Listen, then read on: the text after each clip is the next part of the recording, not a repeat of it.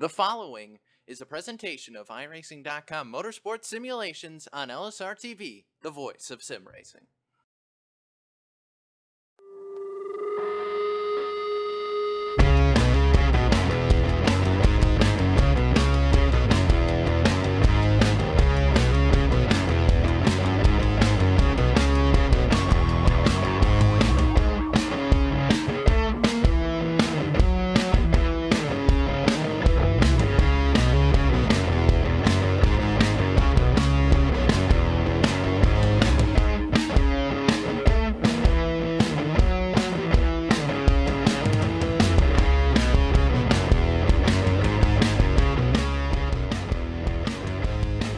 Tonight from the Talladega Superspeedway, LSRTV's happy to say good evening, sim racing fans, and welcome to our continuing coverage of the 2017 Superspeedway Cup Series Season 15 Championship on LSRTV, your home for sim racing and iRacing Live, as we welcome you to the Talladega High Banks in Lincoln, Alabama for the 13th race on this season. And if you've been with us throughout to this point, you would know that this is the final race of the regular season. Following tonight, we will have a look at either a 14 or 15 car championship grid for the playoffs. We'll talk about that as the night goes on, but first and foremost, this is the Drafthardt 300. It is the longest race on the calendar, clocking in at 113 laps in distance, and we're happy that you're going to spend your Friday evening with us on LSRTV and iRacing Live. As always, topside with you, myself, Evan Pizzoco, joined in the LSRTV booth tonight by Trevin Valderrama, and downstairs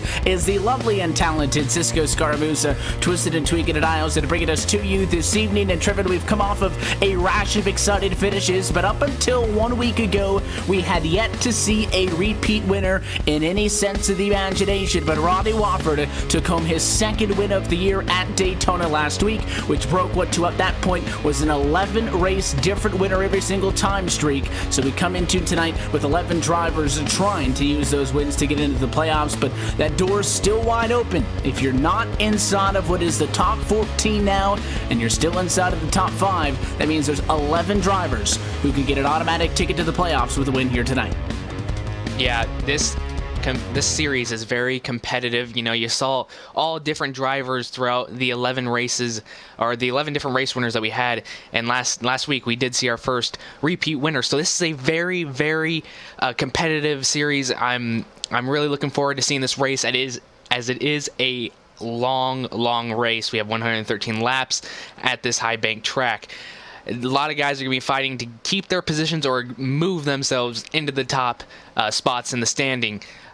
This is going to be one heck of a race. We're going to see if guys are conservative, if they hang out in the back and then move their way forward as the race progresses, or if they want to stay up front and just hope that they don't get hooked and spun out or something happens to their car and they just stay up front and win. Well, the biggest thing as well is 113 laps is just long in the traditional sense. If you compare it to the typical 93 laps that we see here at Talladega in the past, I know that's been bumped out recently in the last couple of weeks as well. But because that we've had the time limit in place this year as well, most of our races weren't getting to that 250-mile marker to begin with. So this is still the longest race on the year, and because there is no time limit, it is going to be a little bit longer than the average as well. So it's a little bit more of a discrepancy between this and that, and we have seen in the past in this series, this Drafthardt 300, kind of a staple marker on the special events, the crown jewels, if you will, right up there with the Stars Fell in Alabama 250, of course, the Superspeedway 500, and one more special event to go, the finale at Florida 400. That one comes on December the 15th for the season finale. But this is a long race, and the smart thing to do on paper would be to take it easy and tiptoe your way through as you take a look at the top 15 of the championship. There are 11 different winners, but Oltmans and Ball do not have a top 25 spot in the standings, so they are not able to use that win to qualify into the playoffs as of now, which puts Flagg, Rittenauer, Tiller, Brown, and Preet in those points-paying positions. Again, it doesn't matter how many drivers win, at least 5 get in on points, and the difference between 14th and 15th right now is 16 points between Preet and Servant, so that could be something to watch as well. Yeah, points are going to be very, very tight tonight, and we're going to be watching all those drivers very closely as the race wears on, and we see how the points change over the night, and then we see who will be in the playoffs after tonight, and it's going to only the intensity is only going to increase after that as those 14 or 15 drivers fight their way to stay on top for the #1 place. Despite the fact that, again, Watford broke that streak a week ago, this season is still setting the pace for the most individual race winners in Superspeedway Cup Series history. Let's take a look trackside at your LSRTV starting grid as we see if we can keep that trend going. One driver that would obviously like to add the numbers is Rodney Watford. Mr. Daytona has won twice at the track in Daytona Beach, Florida. Tonight he starts on pole from Talladega with a 51.559, puts him on the front row alongside the 88 of Mark Jorgensen Jr., who starts in second. Harry Tiller in the number 69 Ford starts tonight in third. He's accompanied on the outside row number 2 by the 57 Seth the Merchant, who will roll from P4 tonight. Just behind them, Rod Flagg, highest points driver this year without a trip to victory lane, starts in 5th. Starting 6th, the number 3 of Paul Servant. Starting 7th, the 51 of Jay Riot. Starting 8th, number 64 of Alex Hellener. Starting 9th and number 76 is Scott Warner, and rounding out your top 10, Chris Palestini in the #1 car. The rookie's going to round out the top 10. He was fastest in practice, so he looks to pick up a little further down inside of row number 6, 11th position tonight. Going to go to Glenn Hedrick with Spencer Preet rolling off in 12th. Back on row 7, unlucky number 13 starting spot tonight belongs to Ramon Evans in the Quick Trip Ford Fusion. He's joined by series veteran Victor Bartlett's 42 machine on the outside in 14th. And around at the top 15, another familiar name here with LSRTV. He's got LiveSimRacing.com on board his Chevy SS. It's Richard Reagan Jr., 15th. Starting 16th, the number 54 of Brandon Cruz Monsivas. Starting 17th, the number 82 of Dan Harrington. Starting 18th, the number 18 of Gary Champion. Starting 19th, the 71 of Chris Patton. And to round out your top 20, the 00 of Dwayne Cooper. Only one final driver to take a time in qualifying tonight. That's the 26 of Daniel Holloway, who will start from 21st position.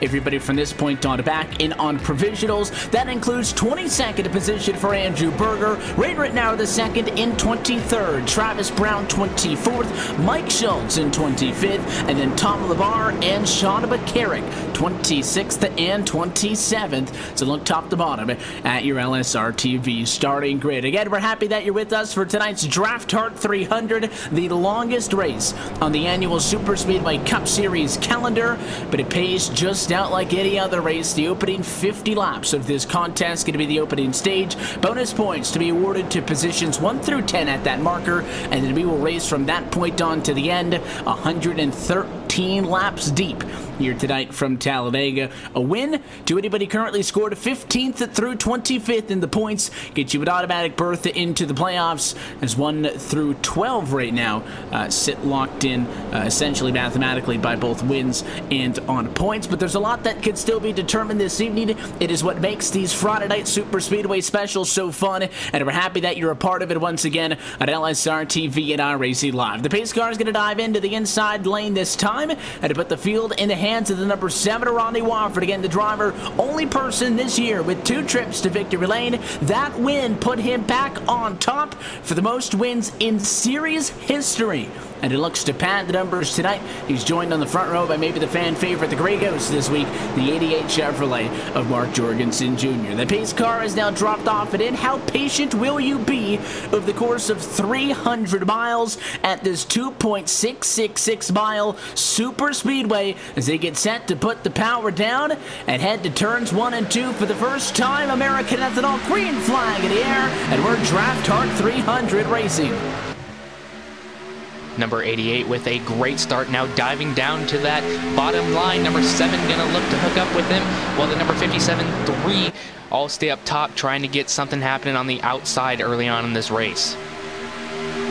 And you can see the inside, typically the place to be, but not a good jump for the 7 machine. So Jorgensen's going to pop down in front of him, and the 57 to Burchin kind of all on his lonesome top side, maybe waiting for the 64 of Alex Hallinar to drop back and kind of help him out a little bit, for at least for the moment. 57 by himself, and we have problems in the back. Rod Flag is involved in this one, and a yellow early on. Daniel Holloway is slowed, and we've got issues at the tail end of the lead lap. Looks like Tom Labar is in it too.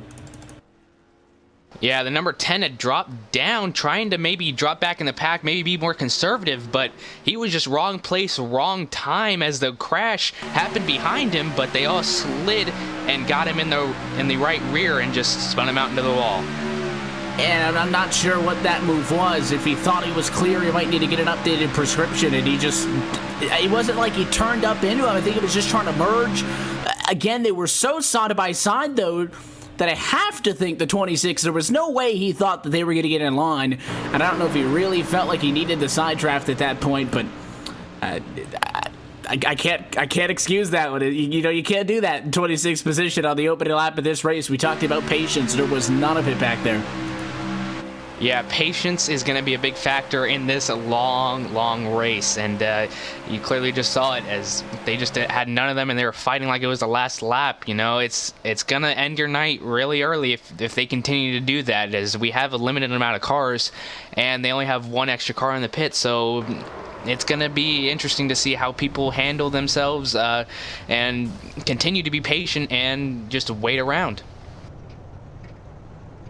And if you're Rod Flag, you got up into the fence, you're probably going to have to use that quick repair now. Although if you want to hang out at the back for 70 laps, you can sit back on it for the time being. Somebody like the 55 at Labar with relatively minor damage, you can come down to the pit lane, get it fixed the old-fashioned way. Don't waste that quick repair early on, and just kind of hope that maybe you get an opportunity 30, 25 laps to go to race. At that point, you would then want to get that race car back. But again, there are very few positives. In fact, there's no positives to take away from getting involved in an accident on the opening circuit of this race. And obviously, that slows us down up front. There is technically a time limit in this race, 2 hours and 55 minutes. This race will not exceed, but I think that if you're getting to those numbers, it is a really slow race, average speed with a lot of yellows. Again, that timer is more of a factor when it's at that 100 minutes, the hour and 40 minutes that we typically see. This one, for all intent and purposes, really allowed to just stretch out as it needs to with 113 laps. But that means that unlike in all the races prior where we get a yellow, it takes time out of this race. Doesn't affect us at all. We're not getting rid of 8 minutes. We really don't care about time in this race. You're going to lose about 3-4 laps. It's going to be slow, and these guys, I think, have to mentally prepare, Trevin, for a race this long at 113 laps to kind of lock in. And it may not be the most thrilling race. Hey, and I don't think the driver's going to complain if they can put the elbows down at some point and ride around. So you have to get into that mindset, but got to get through a lap first. And I think that the guys up front are especially irked because of this. Not only is there an accident on the opening lap, but you always hate when you're battling for the race lead and the folks back in 26th decide to kind of rough it up. Yeah, as I was pointing out last week, the wrecks may not happen in the front where all the battling is happening. It could happen way further back in the pack. You got to be ready for these things, and the drivers all have to have that mentality. We have a lot of laps here. You got to log some laps first in order to get to the finish. As we see the time coming in last week a little bit as it was closing in on them. Thankfully, they got it in, but again, it could be a factor this race. I don't know. It's a long time limit if we do that, and it could happen. It probably will not. But these guys have got to be able to log some laps and not get so frisky within the first opening circuit. And it's going to be really interesting to see who can log some laps in the back and then fight their way forward, or who's going to stay up front and continue to log laps but also be very consistent at the same time. Just kind of going back to the point I was talking about drivers on pit road, we have seen Holloway down pit road in the 26 and Rod Flag in the 10. Both of them have opted to not take the quick repair, so those cars, if you get a glimpse at them, obviously are still working with some damage. But again, I like that call, and there's no way, I mean, at least I don't think there's a way, Trevor, that, you know, Flag's going to be competitive right now without the back bumper. That entire rear fascia is just not on the car. I guess better to have the back end damage than the front end damage, if anything, but that car's not going to be able to go 198 miles an hour in the pack. So the critical thing for him here is to just hang out in the very rear. If you can just not lose touch with everybody, you'll be okay, because the reason they're going to drive basically intentionally off the pace and not get that car fixed is because if you use that quick repair now for what is maybe moderate to minor damage, and then you get that fixed, you still have 107 laps to go in this race, and then you wreck, well, you absolutely have no chance. So this is the strategy that we see implemented. The concern, though, that I have for them is way back in 26th and 27. If they lose touch with the lead pack, saving that quick repair does them no good if they fall out and they end up a couple of laps down if we go green for a bit. Yeah, and, you know, we saw last week with Brandon Traburco, he had a lot of damage on his race car, but he was still able to keep up with the front pack. Now, he had filed out in the beginning pack, and now Rod Flag will be in the back, so that could hinder him a little bit with no help, but I'm not going to count him out yet. I'm not going to count the number 10 out yet. And he could still keep up with the pack and everything, but I do think it's a great choice to hold on to that fast repair just a little bit longer because we do have a long race. The lights are out on top of the pace car, so we are going to be restarting this time by a relatively quick yellow. All things considered, caution came out of lap number 1. We will restart with 4 laps complete, which leaves us still with 109 laps to go from Talladega. Only change to the front row as we swap them up a little bit. It's going to be Jorgensen's 88 to the inside this time, and a 7 to Wofford, your pole sitter, to the outside after that 7 just did not get going. Back row as well. Row 2 is going to change to Merchant. And a 57 and a 69 to Tiller, just where they were the last time around. Here we come, 4 laps down. Try to get this race under some green flag conditions. Back underway. And a second time in a row, the top side beats it out. This time, though, it's the 7. And both he and a Merchant going to get in front of the 88. Leaving that number 64 to dry on the top side. He's going to have to file in quickly. Maybe between the 69 and the 3. No, they're going to pass him. They're going to freight train him on the bottom, rather. And that's going to be a very interesting twist to his race as he's going to continue to drop back unless he can get some help. Meanwhile, that bottom line is just completely going. Number 69 trying to maybe hop to the top side, looking for somebody else, maybe the 88 or the number 3. Thinks better of it and jumps back down. The number 7 and 57 did take off on that top side, though, so that was incredible to watch. And then 64, again, the outside just continues to not be a place to be. He's gone all the way down past Hedrick, so he will find a spot in line, but it will be P10. So quite the drop-off after he restarted inside of the top 5. Tiller, though, in a 69 machine, decided to back down in line, is no longer sticking that nose out top side. The good news is he does have help if he wants to try it. That little bit of a gap between the top 4 and 5th on the back is closed in. Servin essentially right there as well, and it makes it a nice single file line up front, about 1st through 17th single file. Is some side-by-side way in the back of the pack. Not sure if you could really call it 2x2, though. Just a couple of guys not wanting to ride around single file, not really fighting for position, though. And this is what I expect to see early in a 113-lap contest, is single file up front. Yeah, absolutely. We're going to see a lot of this in the beginning stages of this race, but maybe once we get to the stage, or maybe once we get with about 40 to go, we're going to start to see them intensify. And this is a track that you're going to be able to do 3-wide racing at, opposed to Daytona. It's going to be a little harder to do some 3-wide racing, but this track is very wide, very spacious, and the finish line is further than Daytona, so that's going to give them some extra room to battle it out coming out of that tri-oval, Evan. And just taking a look at where the separation is going to occur, because even though you're single file, it's not smooth sailing for everybody top to bottom. Again, the objective is you got to keep with it. And Halidar in the 64, by the way, that bright green between 3 wide, looked like the double O to Wayne Cooper was the one going up the middle on him. I have to suspect at this point that Halidar is intentionally going to the back because he found a spot in line. He was P10, And to be honest, things aren't all that crazy right now. I wouldn't necessarily feel uncomfortable in 10th, but maybe he just did not want to be in the middle of the pack at all, because after he got that spot back, he just went straight up to the wall and looks like he's trying to go to the back. It's not a, uncommon thing to see. We saw Rod Flag slowing it back straight away on the opening lap of this race. That's because he was trying to drop to the back of the field, but just keep in mind that the objective for those folks is to get behind the excitement, conserve that race car for later. I do find it a little bit of a strange call, though, because he started inside of the top 10. He's 21st right now for the 64. Yeah, very interesting call indeed. Now, he could just be like, hey, I'm just going to log some laps back here with these guys and see what happens. But then we did see them wreck in the back of the pack, so maybe that's not where he wants to be. Maybe he sees something different.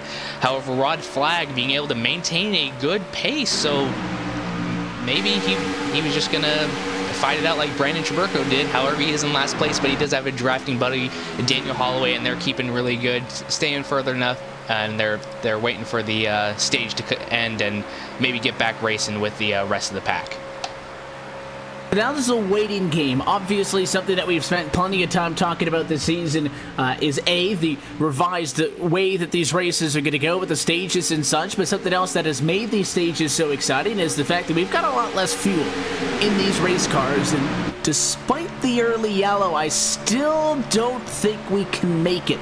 Just based on the fact that Talladega is a little bit bigger than Daytona, make it to lap 50 on one pit stop. It could be plausible because typically you're just a couple of laps short, and hey, if you topped off after that early yellow with 4 laps complete, you might be closer than the guys up front, but I still think at least relatively confidently that you're going to have to make 2 pit stops before you can get to lap number 50 and to the end of the stage. So the single file, at some point, you're going to have to find a group.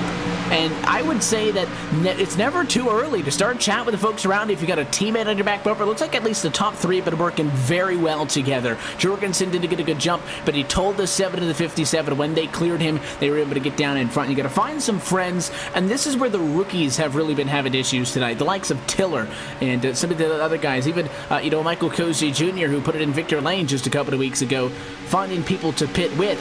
Is, I think, a very overlooked part of Superspeedway racing, to be able to cleanly execute getting on and off the pit road. And maybe they don't want to raid around the pit stops because here comes the second line, and Tiller wants to be a part of it. Jumps right up in front of Piscini, kind of killed the momentum, but now he'll lead that line into turn 2. Yeah, we saw that line forming in the tri-oval with the number 42 going above the 76, and then everybody just said, hey, we're going to follow you, you're getting some momentum. So we got about 5 cars on the top side trying to make that line work, with the number 54 dropping back in that second pack, number 76 all by himself in the middle. See where he's going to end up, as the number 69 starting to catch the leader. You do want to pit with a pack, as Evan was saying. Pitting by yourself, as we saw a few weeks ago, it doesn't really work out well for yourself, because you have to have a car to draft with here. And pitting with a pack will help you continue to draft with other people and continue to help your speed and help your gas mileage out a little bit. So we're going to be seeing them pit in about 10 laps or so. So we'll see who pits with who and who files out where after all the pit stops are complete. And almost a stalemate up front. That outside again had a really good run when Piscini was leading the charge. It's not at all uncommon to see somebody from the top couple of spots, 3-4 on the inside, jump up top, take that momentum away, and you actually see the 7 Watford down trying to block the 69 of Tiller, work both lanes, but once that 69 Ford got up in front, it slowed that top side down a little bit. They were able to get to Watford, but not able to get a run on him, and oftentimes it's that first big charge that's your best opportunity. Sometimes you actually benefit from dropping back a little bit and then kind of winding back up and getting another run at it. I do think that anytime you've got Piscini and Victor Bartlett on your back bumper, you stand a chance, and it is a long way to turn number 3 down the Alabama gang back straight away. He had the momentum, but I think Tiller's going to run out of it. And turn number 3, we get 2 Wofford still on the inside, and that's where we see the inside pull back again. But that outside is strong now, about equal with the guys on the inside. Yeah, we saw that top line build as we went down the backstretch. Now the 57 of Seth the Merchant going to hop in front of Harry Tiller, trying to get to that lead on the top side. That top side has really, really grown, and that's really exciting to see, because we're double file racing and it's almost pit stop time, so that could implicate matters worse is number 54 going to jump to the top side, make it 3 wide, as we still have a fight for that lead. In front, the 57 controls it, but here comes the 88 machine on the outside of the racetrack. Tiller trying to give him the push now, so 69 had an opportunity, wasn't able to get anything done, and now it's the 88 of Jorgensen who says, all right, I got this. And every single time you add somebody to that equation on the outside of the racetrack, you're helping the outside out. You might not like to have a guy in front of you, but he gets a big run, he pulls you. The front car, in fact, in these lines, oftentimes in the best position because you're out in front, you got clean air, but also you're using those gas mileage, and you're actually the slowest car in the pack. So Tiller's in good position right now if he wants to get up to the bumper. Not really committing, though, I think, this early on to get on each other's bumpers in the corner. We've seen countless times this season that not work well, but they're definitely not shot away for the side draft. You can see that white line down the back straightaway that the 88 straddling at the start of a run. That top side is going to be above that white line, but as we get deeper into the night, you see they start to cheat down lower and lower, and by the exit of the quarter, you got 2 cars in one lane. Yeah, they're definitely going to start cheating that a little bit sooner than I thought. Wow, that was really close with the number 3 and the 88 getting really close. 57 and 7 still battling it out as number 7 is going to edge him out as we cross the start-finish line. That top group has really broken away, so we have about 9 cars in that lead pack as it is broken away from under 76 and 21. It's going to get only more and more intense racing as the night wears on, as they're going to get closer and maybe even try 3 wide racing. Number 24 sticking his nose out for some air. Number 88 going to start coming back again, Mark Jorgensen Jr., as it's 24 ducks back in the line. Now, we're going to see how long this lasts. This could just be a thing where people want to shuffle out of line and then get back in line. So we're going to see how long this double foul happens, or if there's going to be another wreck with this close racing. And the side-by-side looks like it's not going to go away anytime soon. That actually could be bad news for the guys up on the outside, because you made a move topside. They've been up there for about 5 or 6 laps now to this point, and they're very much in it. You're side-by-side inside of the top 5, that's good. And again, we did have yellow flag laps, so didn't use as much fuel as if we had been green to this point, but I'd say inside of the 10-lap window to come into pit road. So if you're Jorgensen, if you're Tiller, if you are not going to pass Rodney Watford to get to the race lead, how are you getting on pit road? Either you're waiting for everybody else on your inside to pit, that probably cycles you out of your group, or B, you have to drop behind him, and there's really no break until behind P12, that 83 Remote Evans. Then there's a bit of a gap, and you see those 4 cars or so behind Cooper Harrington, champion at Amont Vice. Toss Spencer Preet into that conversation as well, hanging up just a little bit off of the guys up front. So that's something you have to consider. And the guys on the outside of the racetrack, in all honesty, I don't think are being aggressive enough. And it's funny for me to say that, because I'm always the one saying, take it easy.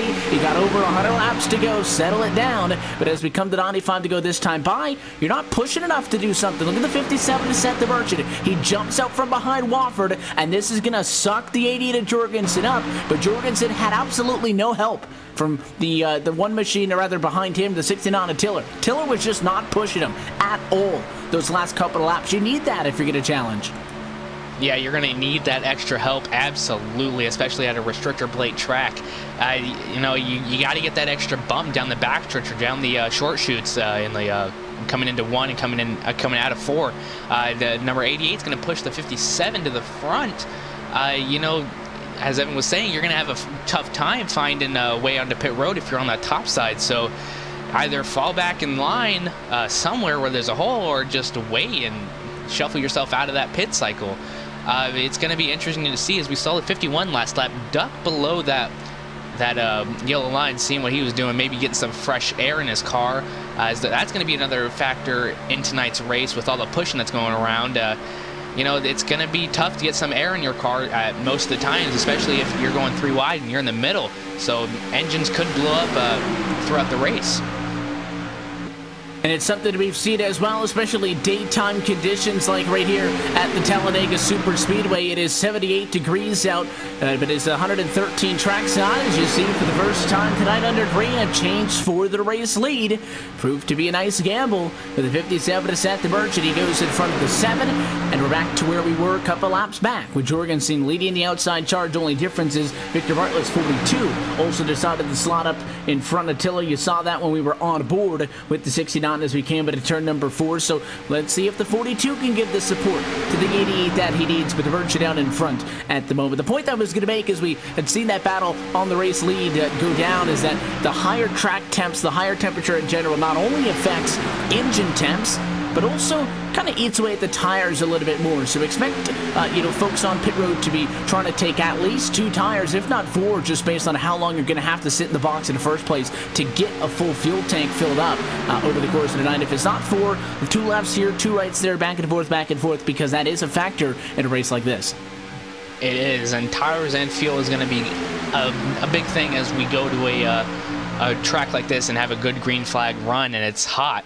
You're gonna see a lot of people gamble for 2 tires or maybe even 4 tires, use that extra time, and they're getting really, really close. So that could bring upon a wreck of some sort. But I don't know. They're keeping their distance a little bit. They know it's only lap 21, so we'll see how it goes. The 88 is going to try and find his way in line. Doesn't want a repeat of that first caution, so he thinks the better of it is we're coming upon lap traffic. That's Rod Flag and Daniel Holloway, as we see with the damage on the number 10 car of Rod Flag. So we're going to go 3 wide for a second, see if we get everything all clean. Yes, as we're going to start to see who's pitting in and who's going to stay out, and see if maybe they pin in by themselves. When Flag and Holloway driving it back, goes back to the point I was talking about, where my concern is if you don't get the damage fixed and you can't stay with the pack, now you kind of want that quick repair, because it is hard to get back for multiple laps down at Talladega. But drivers said they were pitted over the radio, and here we come. Down for the race lead is the 57 to Merchant, and you can see just how much more of an aggressive entry he took. 3 wide for P2 on pit road, with Altmans, Jorgensen, and Watford. Passini's in, Berger's in, Hedrick, Warren, Bartlett, and Evans all in that lead group. Paul Servant and Harry Tiller stayed out to confiscate the lead from everybody else, as the number 54 and the number, I believe that's number 72, stay out as well.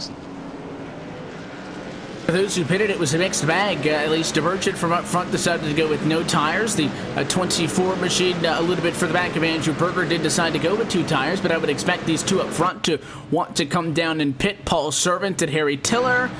And I thought maybe the 3 was staying out, but he just takes a little bit of a more lackadaisy entry to pit road. Tiller going to be more aggressive. And look at Mazza Vice at a 54. He about passed up 3 cars in. Preet just behind them, also on pit road. Flag is in. Holloway is in. Patton's coming down pit road. And it almost takes care of everybody in about 2 laps.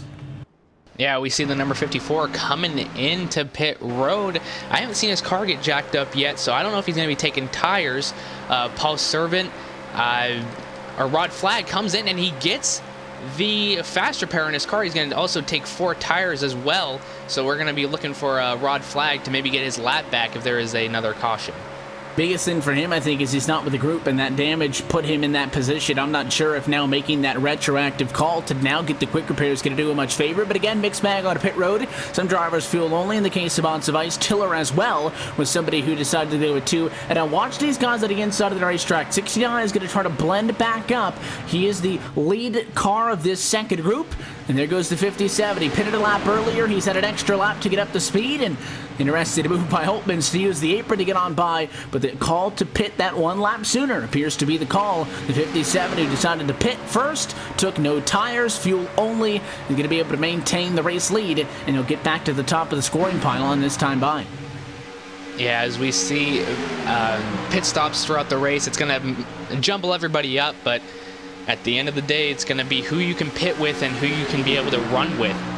As we see the number 57, 7, 51, and number 1 running together through this front pack, and we're going to see who can fight it out to the stage end, or who's going to need to pit again, as we're on lap 25, and I believe the stage is at lap 50, so it'll be interesting to see who can make it. And I think, you know, based on the fact that we had those 4 laps of caution earlier in pacing, that if you could make it to when we saw people pit at lap 23 and 24, I don't think you're going to be able to get to lap 50. And it's something that I was kind of thinking aloud about a little bit earlier. And again, all we can do is think. If I say I think a lot, it's because we don't know. You know, the drivers have a little bit of a better idea than we do on what they can do. They have obviously the live look in at how many estimated laps, but they can also count how many gallons of gas they have. But I don't see really anybody, unless, you know, you're way back, not on the lead lap, but we haven't paid attention to you. But at least everybody top 20, all pitted together, all got back out at the same time. If you could only go 24 laps and 4 of those were under yellow, common sense tells me you can't go 26 laps, which sets us up for a very interesting situation. Is everybody trying to get down to the pit lane right before the caution? That would be the stage break at lap number 50. Do you come down? Do you fill it up? Do you get tires? And then do you just, you know, at the end of the stage stay out? Or how important are stage points to you? Do you come in and just take a little bit of fuel, Trevor, instead of pitting, you know, in the box for, you know, 7 to 8 seconds, you top off for 3 seconds. If that 4 seconds gets you a couple of spots on track, then you take the stage points, but then you give up that spot at halfway, you know, drop back, then fill up. You know, there's so many different ways that these stages can affect the strategy, which is why I like it so much. So we'll keep an eye in about 15 laps from now on what those drivers, what those calls are going to be. But for the time being, that lead group, you've been cut in half. DeMerchant, Wofford, Oltmans, and Piscini, the lead 4, well out and in front of the secondary pack, which was led by Tiller. Again, Tiller was the first driver off the pit road in that second group of cars that pitted, and that was 2.1 seconds slower, I guess, because they've got quite the deficit. They do have more cars, though. That pack is 5th through 12th. So if they cooperate, I think, if they run single file, they should be able to make up some time at a race leaders. Only time will tell. I've been watching that pack throughout the timing, and they're falling back more as they just caught the pack a little bit more. I think they were taking some time to regroup and everything. That's why they were falling back, because now they are catching up. Scratch that, what I was saying earlier. But number 57 and 7 are running pretty well along with this first pack, so we're going to see some more laps logged. And I feel if you have a win and you are good on points and you don't need those standings, you're going to be good, and you're going to go for 4 tires and possibly fuel, or fuel and possibly 4 tires before the stage is over, and you're not going to really matter about those stage points. But however, people in the back, you know, they are going to take that strategy that Evan was talking about. Maybe just 3 seconds of fuel and then go and try to get the extra positions and everything. That's going to be very critical for those people who are lower in the standings, or whoever wants to keep those points up. Points from stage are going to be very, very interesting to see how it implicates the point standing at the end of this race, along with the rest of the race and the rest of the 53 laps or 63 laps, however many there are after the stage, and then see how pit stops will become after that. So those guys in that second pack, and again, you can monitor the times up at the top of the screen, but they are closing in about 1.5 to 0.2 of a second per lap. It was 2.1 last time I checked in on it. It's 1.6 now, so they should be able to catch up. And when they do, they have 1 of 2 options to make. You can just pull in line behind the, you know, Chris Piscini's #1 machine and make it, instead of a 4-car single file line up front, you can make it a 12-car single file line up front, or back to what I was talking about earlier with those guys making the outside work. Oftentimes, your best shot at going to the race lead is that initial sprint. Does Tiller go high side and try to go for it? It's going to be an interesting decision for number 69 of Tiller. Maybe what we might see is some drivers stay bottom, some drivers go top, trying to get to that front position. You know, it's early on in the race still, so they might just want to log some laps, but some drivers may want to just go out for that lead if they have the momentum. And, you know, it's going to be interesting to see who will stay in line, if all will stay in line, and just log some laps behind that lead pack, and then just bring it up as they get closer to the pitting, as we saw last stint. And outside of these top two groups, again, we're still scored with 22 at the lead lap. There's a third group, Dan Harrington and Gary Champion. That's 13th and 14th position. You got the third group from there, the fourth group, I guess, they're on back 15th through 18th. You got Victor Bartlett, Glenn Hedrick, Alex Halladar, and Tom Labar. And then the last group at the lead lap, five cars, or the fifth group, four cars, 19th at the back, Schultz, Patton, Reagan, and Brown. So everybody is kind of diced up here, and that's what green flag pit stops will do to you. I think they're spread out now. Just wait till the last one, but I am surprised a little bit how separated the field has become, just because we were single file up front, so it wasn't like it was too wide, and it was a very clean, I'd say, cycle of pit road entry. We did see 3 wide at one point onto the pit lane. You obviously saw some drivers getting a lot more aggressive on the entry, actually passing people coming up to that commitment line, but we didn't see any major problems on pit road. So all things considered, I was very surprised when those top 4 broke away. Yeah, it was a very interesting pit stops, as we saw. You know, coming down pit lane, coming from 200 down to the pit lane speed, it's going to be very interesting, as this number 69 is going to jump topside to that first group. Number 72 is going to follow him. Number 54 is going to follow that. The number 3 machine stuck down the bottom. Here they come down for more pit stops, so that's going to be an interesting decision. The top 4, that first pack, 57, 7, 51, and then the number 1 behind him. I like the call. They had just gotten caught by that second group, and you can go 18 laps to the end. So this is pretty clear on what strategy they're taking. They are going to pit again at the stage break. So you're going to come down now. They're going to top it off out of fuel. I don't think you're really going to get any tires, because you don't need that much fuel to get it topped off. So it should be fuel only for most everybody, and it looks like that's going to be the call off for the pit lane. It's going to be Wofford, DeMerchant, Altmans, and Piscini, but a better run for the 57. Going to put him and the 51 in front of Wofford off the pit road. But they are racing for stage points. They want to win this stage, and then they will pit again. The alternative strategy call is you come down to the pit lane and you just simply top off. Rather, you come down and get a lot of fuel late, completely top it off with 4 laps to go, and then you stay out at the stage break. But with after lap 50, you're still talking about 63 laps to the end. So I'm not sure really how much of a benefit, Trevin, staying out, sacrificing stage points for track position will be with 63 laps to go. And I know that qualifying up front is important, no doubt. But at the end of the day, it's a super speedway race. If the difference between getting 10 bonus points and restarting first is just having to start on row 6, I'm taking the points and restarting back on row number 6. I think that's the better call to take. So again, we'll see. These guys up front could very much well try to take the alternate call, just top off, get barely enough fuel to get to the end. But I would say that racing for the stage point's the most logical call at this point. Unless you're... the only exception I'll say is if you need a win, because stage points don't do you much good. But, you know, Flag, Rittenauer, Tiller, Brown, Pete, those are the guys who are in on points right now. You got to race for the stage points, I'd say. Absolutely you do, and, you know, it's just going to be more interesting to see all the... Whoa, 57 going to dive down to that bottom, maybe thinking about pitting with somebody. I'm not too sure. That was an interesting call, as he was in the lead. We're going to follow him a little bit further back as he drops down. That was an interesting choice, but the call... I don't know what that is, because he dropped back in line, but he's going to lose those guys. He's way off pace. Well, maybe going to look for him to pit this time. That was a very interesting call. No, he's not pitting. I don't know what just happened. Whatever the call was, it did not work, I have to think, because even if he wanted to get behind the 72, maybe to save fuel, because obviously we've said a couple times, the guy up front, you know, you're not getting much help from behind. You're full on the gas all the way around the racetrack. Even if that, you have to get right behind Preet. I'm not sure what the call was for Brandon Cruz-Monsivais.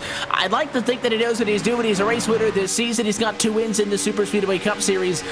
But that, I don't know, because that puts him kind of in no man's land. If he loses the lead group, the next closest car behind him is 15 seconds behind. And with no help, he'll drop 15 seconds back. Oh, there's the caution. Well, that'll save him, and it's issues with the 42. Glenn Hedrick's also involved. Daniel Holloway is in it, and that'll mean that Monsivais is not going to be SOL, and that is going to be great news for those drivers who had already pitted. But we'll take a second look at this one. At the LSRTV replay, Bartlett got hooked by the 21, and it was a huge impact. At a corner 2, both Victor Bartlett and I think that was at 26, Daniel Holloway, way up at a turn 2, and both of those cars completely obliterated. Brings out a yellow kind of out of nowhere. Spent all this time talking about strategy and big junk in the battle for 10th. That was that group, by the way, that I was talking about being 15 seconds back, and they were not cooperating with each other. Yeah, that's interesting. As I was saying before, you know, you're gonna have some issues in the back of the pack. It's not always gonna be in the front, as we see Tom Labar and Daniel Holloway take their cars behind the wall. So that's gonna be the end of their nights, as we do see a hard impact in the wall. So tight racing, you know, it's gonna be a factor in this race, and racing it out to that stage point, as we see. I don't know if that strategy really helped them now that there was a caution and everybody else is going to start pitting, and we saw Brandon really saved by the caution. He's going to be able to catch back up, and I think his plan was to get up to Preet, but it just didn't work out too well, and I think he was in the process of losing that front pack. So very, very lucky caution for him, and we'll see him down pit road. Yeah, he might not gain any positions from this, but the biggest thing is he's not going to lose the time of the guys in front of him. So we expect everybody to pit, but for those who already pitted, they're going to stay out, no doubt. So this is going to be big for the 10 of Rod Flag, because he's going to get back to the lead lap by neglecting to come down pit road. But the guys up front, again, that group that had pitted with 16 laps to go, they now go to the front of the field here. DeMerchant, Oltmans, Watford, and Piscini to take back control of this race, and this kind of eliminates that, you know, strategy that we were talking about, because I don't see much of a benefit now to only getting enough fuel to get to the end of the stage. It doesn't make as much sense to get only 12 laps of fuel and then pit. You know, you're not going to gain any spots by doing that. You're going to restart, you know, back in 6th or 7th at best. The concept behind only topping off just enough at 4 to go in the stage was that by taking a shorter trip on the pit lane, you gain spots. So I think that kind of erases all of that, and I would expect everybody to come back down to the pit lane when we do get to that stage break. But now things going to get exciting, because those stage points are important, and if you're not familiar with it, if maybe you're tuning in with us for one of the first times on Friday night, stage points are just as they are in the Monster Energy NASCAR Cup Series. 10 points to the driver who wins the stage. It'll be 9 points to second, 8 points to third, so on and so forth, until 2 points go to P9 and 1 point to 10th. 11th on back, you get nothing. So it'll be an exciting fight, because half the folks at the lead lap are going to get bonus points and half won't. But you know, this caution is bigger than that. Hallinar's back to the lead lap, Cooper's back to the lead lap, McCarrick's back to the lead lap. First yellow since that opening lap incident kind of bailed a lot of folks out. Definitely did bail a lot of people out. So we're going to see a fight to the finish with less than 10 to go for this stage, and you know, you're gonna be seeing like it's the last few laps of this race. You know, people are gonna be fighting for those stage points, especially if they need them, and it's only gonna get dicey and dicey as the race gets on. And we're ready for a good finish for the stage on this fantastic Friday night. Only drivers that are going to remain a lap down, unless, you know, wave by still to come. But Glenn Hendricks 1 lap down, 24th. He's onto the pit lane. Tom Labar is not currently on track, and taking a look to see he is done. He has taken that car behind the wall. So Labar is going to take the DNF tonight. So will Daniel Holloway, and so will Ray Rittenau with the second. So 3 drivers are behind the wall early on here tonight from Talladega. Looking to see if the lights go out, though, on top of the pace car this time by, just so we get a better idea of just how many laps we'll have an opportunity to get from this thing going on, and the lights on top of the pace car are going to stay on, so at least one more time around. But the big issue with Rittenauer, as we noted, dropping out of this race, finishing 27th, as he was a playoff driver, 17 points, or I guess with the spread, he was 14 points ahead of Spencer Preet for the final transfer spot. And Preet was 16 points ahead of Servant. So that gives him a 30-point bubble to being eliminated. And I think with 27 cars on track, he should be okay. But never want to say never, especially if you factor in those bonus points, could mathematically lose this thing. So if Paul Servant's seeing what's going on, and I'm scoring in P8 right now on that number 3 machine, got to go for it. Yeah, and, you know, we're definitely going to see a lot of people go for it. You know, they're going to be going to that stage, and if there's a wreck, you're going to see some cars come down pit lane and use their fast power, or maybe do what Rod Flag did and not use it and just stay out and maybe wait to the next one, see if you do get another incident, as they're having some fun on the pace laps as they do in the Superspeedway Cup Series. And these cautions are going to be long around this track. It's going to factor into the time quite possibly, as we're almost closing in on an hour and we're on lap 40. So maybe if we continue to get these cautions, it's going to become a factor in time.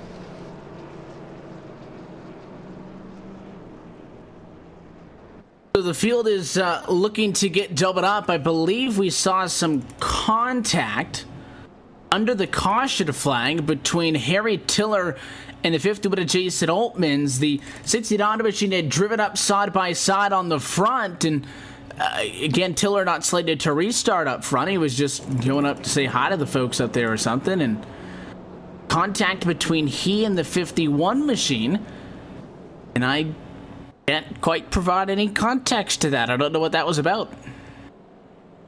Very interesting indeed, as we saw. No really words on that, but maybe just some playing around. These guys like to have some fun on the caution lap, so we'll see how that factors in. And Tiller's talking right now. So Tiller is going to come at the start-finish line, and he is scored a P1. The last lap that I had reverted to, he was 8th just because he was crossing the lead lap. So Tiller is your race leader, and I don't think he was happy with the 50 with Jason Altmans, because Altmans would pull alongside him up front and have a nose in front at the end of the lap, which would technically count as a lap lead. Again, Altmans hasn't said anything over the radio, but Tiller said that he was pulling in front of the 51 because Altmans was stealing his laps lead. That's the context from the 69 camp. That makes sense. If laps led points, it's gonna help out a lot in the series. Every point counts.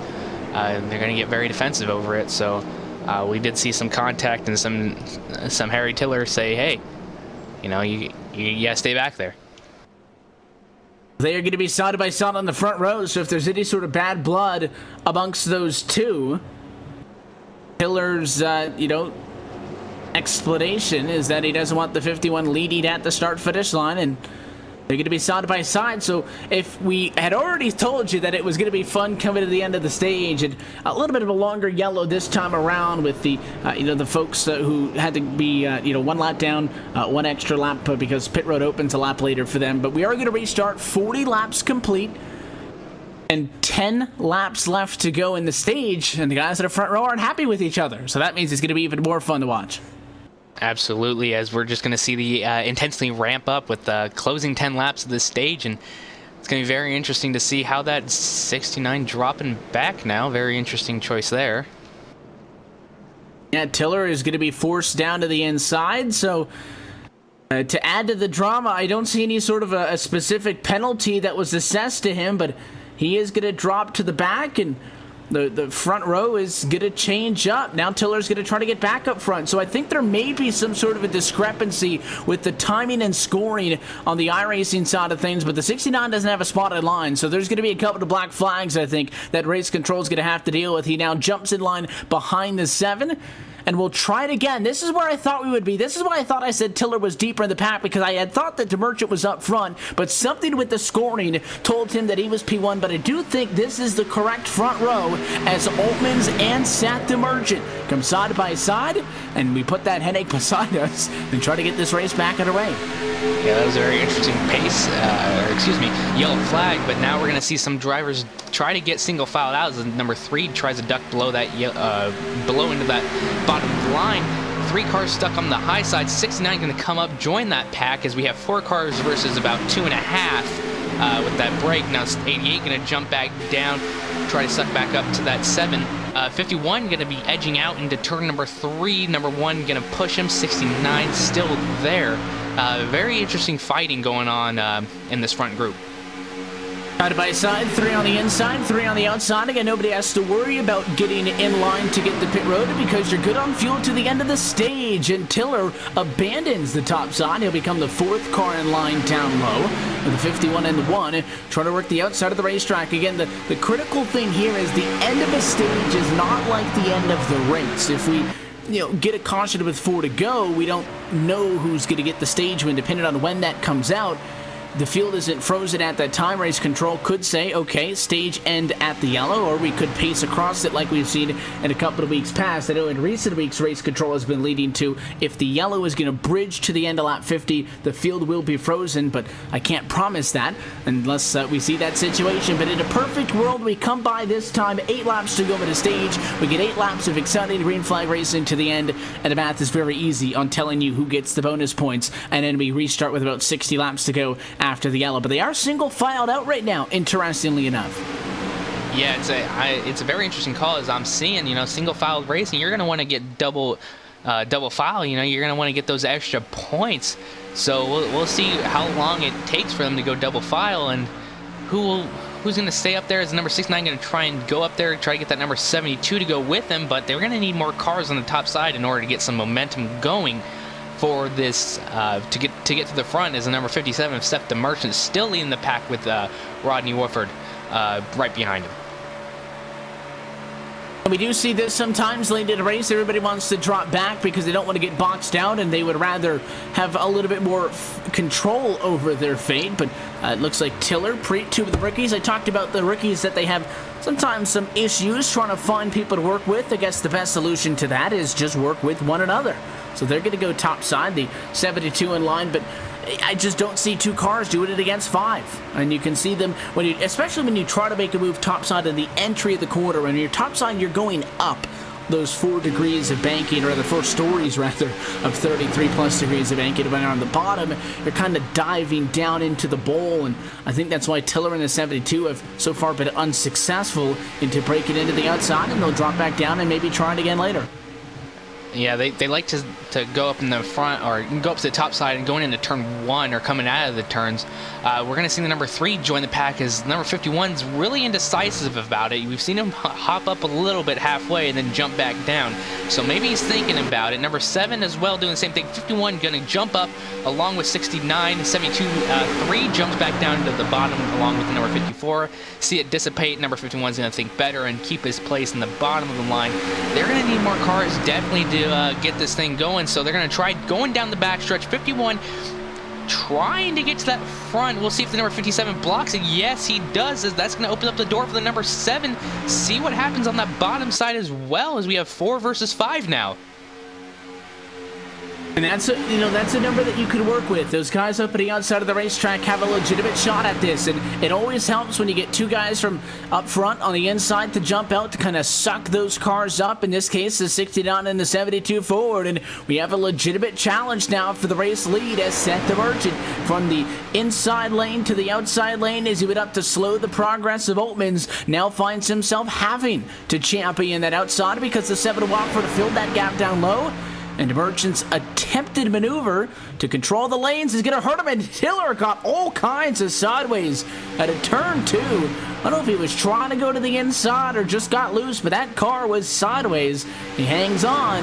His time by, 4 to go in the stage. That was a very interesting scenario right there for the number 69. Very close call between him and the number 3. That could have been very bad, as the 88's going to jump up to that top side. 57's going to push him in front of the 7. He's going to be able to clear him by the finish line. And then hop down below him, or they're going to wait for the number 57 as well. Number 1 trying to push that number 7. That top side now moving very quickly. How the tables have turned for that bottom side. Now getting freight trained on the top side. Number 57 and 88 going to jump down in front of the number 7 of Rodney Wolford. Number 51 of Jay Riot getting pushed by Tiller. It's going to be very interesting, as we see now with 3 cars on that top side. So they're going to need at least another one to maybe be able to fight for that, or maybe they're going to be able to go right now, as they maybe going to stall out a little bit. Well, anytime that second car on the inside leaves, it's a surefire hit for the guys topside, because not only do you jump up top, and as I said before, you're sucking the guys behind you up, but if the 88 were to lose to Merchant right now, just like when he left the 7, he has nobody pushing him.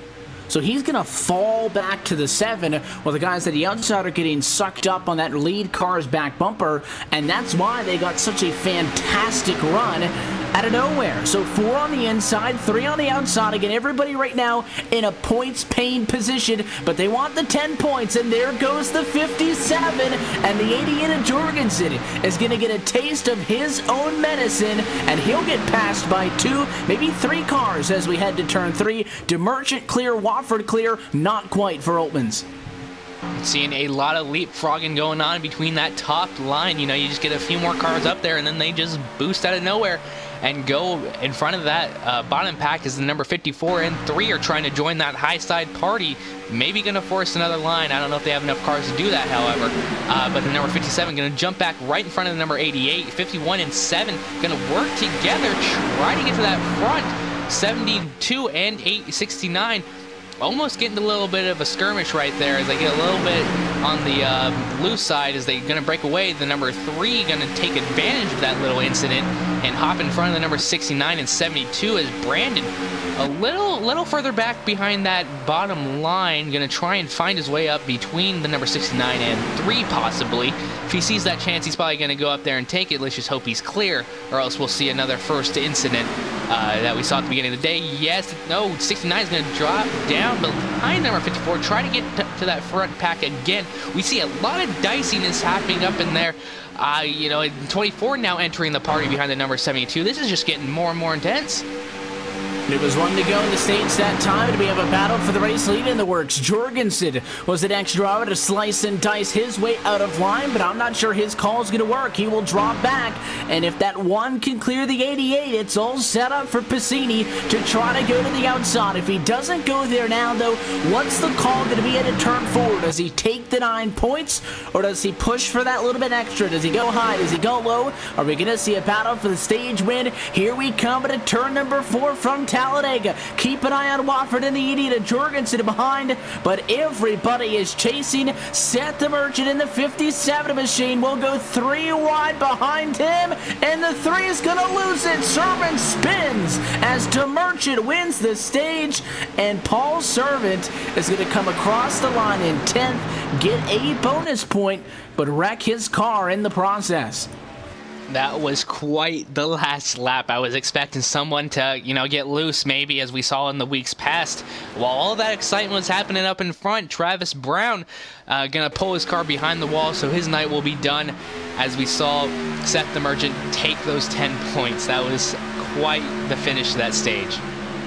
And we were on board, you know, with Jorgensen behind him, seeing where that 88 machine was going, and they tried. I don't think that the car in P2 there, who ended up coming home 3rd, Piscini, was all too intent on trying to make a move on a Merchant, because he didn't really commit to it until it was, you know, later on in the run. But they were going for it from P2. I think those guys were just a little bit too far back, though, and that's why the 3 wide ended up being for 2nd as opposed to the race lead, as they just ran out of track.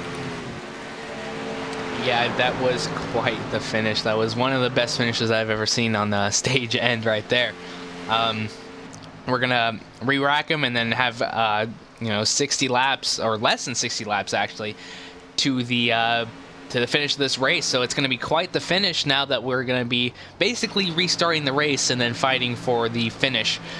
We're going to see who pits, how many tires they take. I'm thinking they're going to go full fuel and 4 tires, as it's going to be basically a new race. And then see how the strategies come about, if there are cautions, if there are not cautions, if we go green all the way to the end. And we've been talking a lot about, yeah, it's 113 laps. It's the longest race of the season. If you haven't wrecked out, though, it's not a 113-lap race anymore. That time by, 62 laps to go. That's all that matters. But here's the results as of stage number 1, and the bonus points to be handed out. Seth the Merchant wins stage number 1.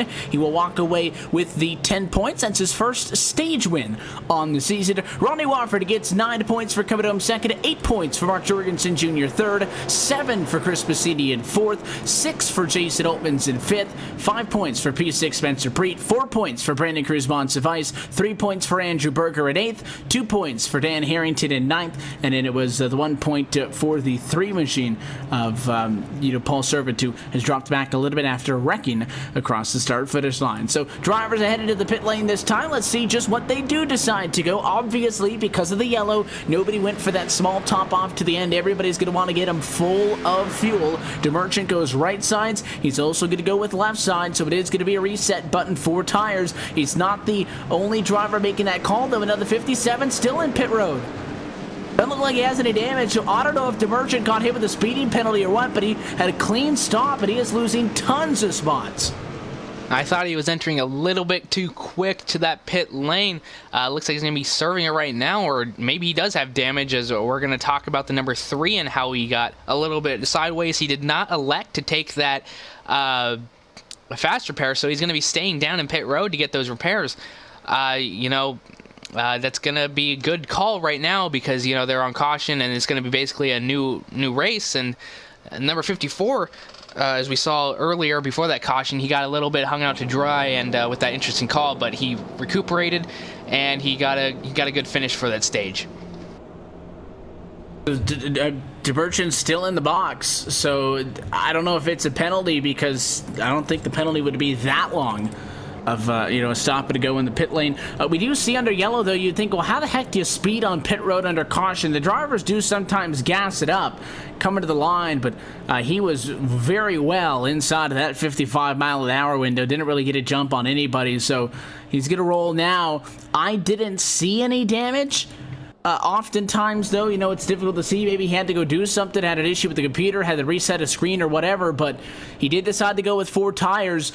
Not everybody wanted to go with 4, so I would assume that he knew he was going to have to sit in the box for a little bit longer. Just because he went with 4, he would have lost spots on pit road already. If you know that you're going to be in the pit lane for a while, you're going to go with 4 tires. So I think Seth DeMerchant knew that he had to take care of something. What that was, I don't know. He gets the 10 points, though, and he's going to have to restart all the way at the back. So, again, we get set to do it again, and I had just gone on a big rant about 20 minutes ago about how track position really isn't that important, but I would take P1 over P21. So we'll see what DeMerchant's able to do by the time we get this one back underway.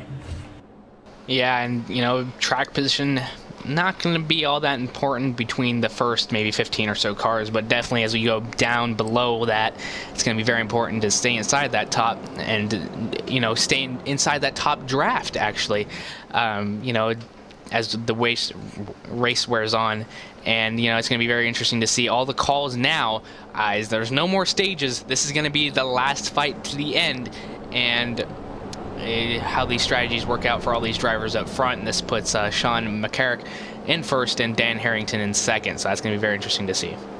It is a completely new look top to bottom, just shy of the cross flags, but as we pace, let's take this opportunity to take a look at our iRacing Midway Race Break, brought to you by iRacing, the leading online racing simulation developed from the beginning as a centralized racing and competition service. iRacing organizes, hosts, and officiates races on virtual tracks all around the globe. But in the fast-paced world of esports, iRacing is a one-stop shop for online racing with officially sanctioned series by the likes of NASCAR, IndyCar, IMSA, the World of Outlaws, soon to come, Global Rallycross, and more. Top to bottom right now as we pace at lap 54, Sean McCarrick has taken over the race lead from the Talladega Superspeedway. He started this race in 27th.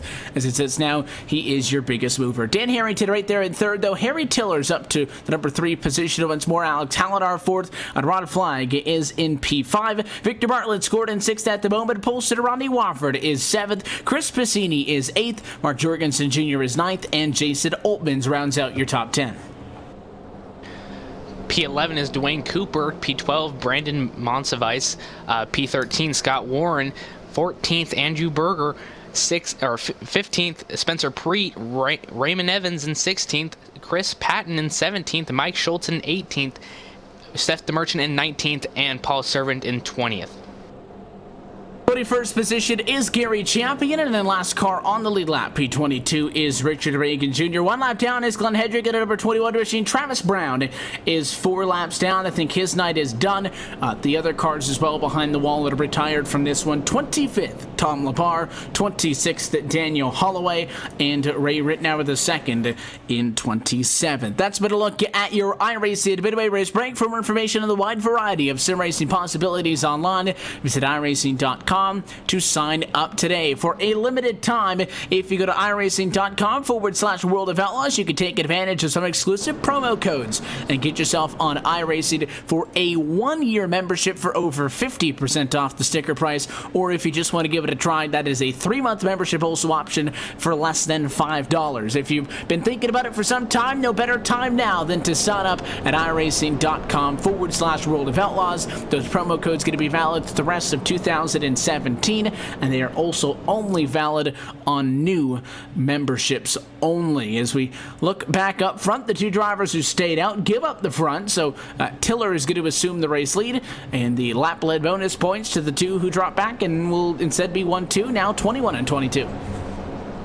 Yeah, we saw them come down pit road, and you know, you're gonna see some strategy come along within the next finishing laps, and maybe we might see some logging laps as we saw in the beginning stages of this race, and then as the race wears on, you know, you're going to see a lot more battle, or we're going to see 2 wide battles throughout the whole entire rest of the race, and it's going to be interesting to see who's going to be up in front at the end of this, as we see Rod Flag having issues earlier on in this race, now starting on the front row for this restart. So that just goes to show anything can happen with the stage break. And again, he was involved in that first accident, didn't want to take the quick repair, decided to ride around with the damage he had. It cost him a lap, and then he took the quick repair. I was skeptical on if that would work or not, but he was able to get back to the lead lap at that yellow just before the end of the stage, and with a little bit of strategy, he is now P2 after the stage has been complete. So this restart is going to come with 58 laps to go tonight from the Talladega Superspeedway, just a smidge shy of the halfway point. The only kind of landmark from this point on to the end is the checkers at the end of the evening. No more stages, no more bonus points. You're going to be able to race it out to the end. Again, a win for anybody 15th through 25th in the championship is an automatic ticket to the playoffs. We'll see if somebody can play spoiler. Maybe Tiller, who sits on the front row, could get his first regular season win in this series. He would earlier this year in the duels, but it did not count towards the season records. Green flag and a fly, and we get back underway. It's the first time tonight the car on the inside actually wins that race to the line as Tiller gets a good jump, but Hallinar way out in front of the 7. Wonder if that gap will actually hurt the bottom. We're going to see the 69 and the 54 or 64 working together, as that top side's going to try and make something happen, but they need to be closer together. 42 going to jump to the bottom, 69 going to jump to the top. Very interesting call, as the number 69 was in the lead, maybe having some faith in that top side, as that's what he was running before that stage. So maybe seeing something that they didn't see, as the number 51 is going to jump to the bottom, number 10 going to try and help that number 69, but they're going to need more people. Try and get that 83 to catch back up to them. They're falling back. 69 going to try and jump in. That was very close. Decides better of it. Now we're getting a little stacked up on the high side. 3 wide between the 51 or 54, 1 and 00. That's very interesting. The 54 on Savines in a bad spot. Rod Flag again. He already used up his quick repair. He does not like what he sees, and he wants to get out of the way as well. Challenge for the lead at Alex Hallinar at a 64 machine. First time tonight. Goes to the race lead, and it is Victor Bartlett who's going to backwards topside. He's going to be caught very quickly by Tiller. 69 could want to make it 3 wide to get around him, or he will simply pull in line to help out. It is going to be the latter of the 2 options, and Jorgensen tried to get up, and he was not clear, and contact at 198 miles an hour almost made that a big issue. Yeah, we're going to see, now we're seeing a lot of close racing, like it's the last laps of this race, so we're going to see this probably for the rest of the way, or maybe they're just trying to file themselves out, trying to get in themselves a good position to log some laps, but this is some quite great racing off of the restart right there. We're still going to have that top side still there. 69 trying to still make something happen. 57 going to say, hey, let's go make a 3rd line. Trying to get that number 72. No, did not work. 1 and 69 still working together, trying to get that 42 as we see more cars come up. 69 going to get shuffled to the outside.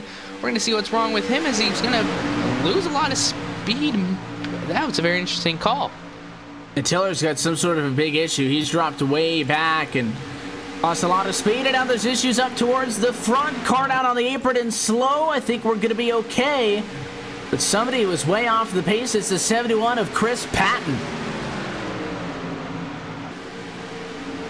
That was he and the 76. They just got checked up on the inside. Both of those cars got turned to the apron. I don't know how we didn't wreck a bunch of them.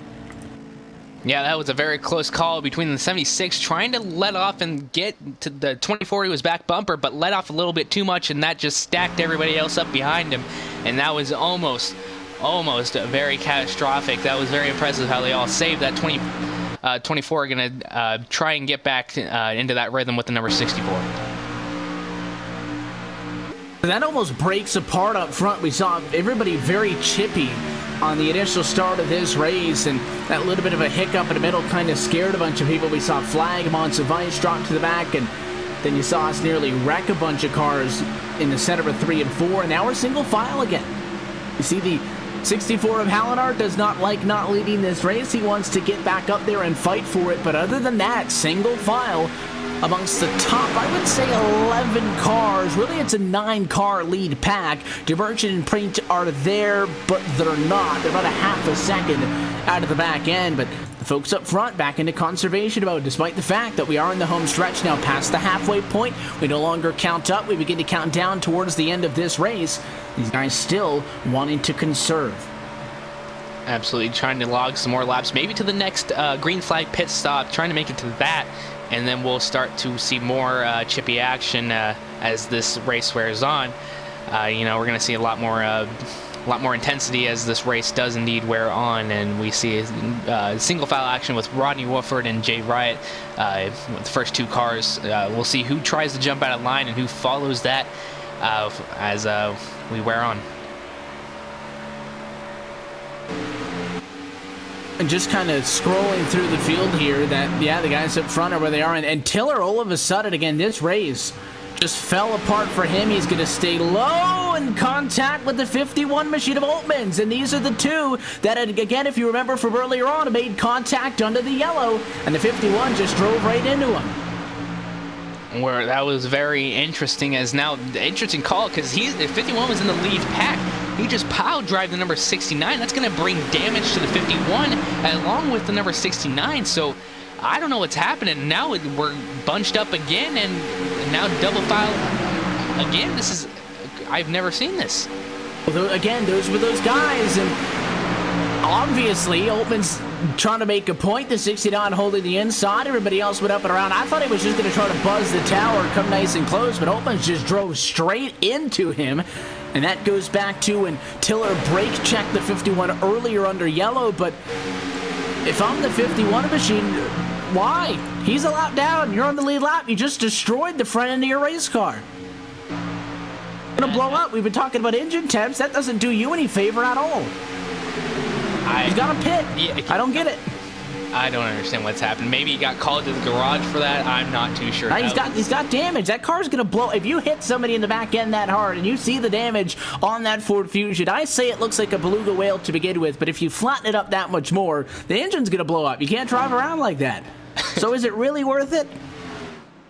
That was a very interesting call. As you know, if you're displeasure with somebody, you know, you're not gonna want to do it when you're in the lead pack and he's a lap down. You just ruined your race, essentially.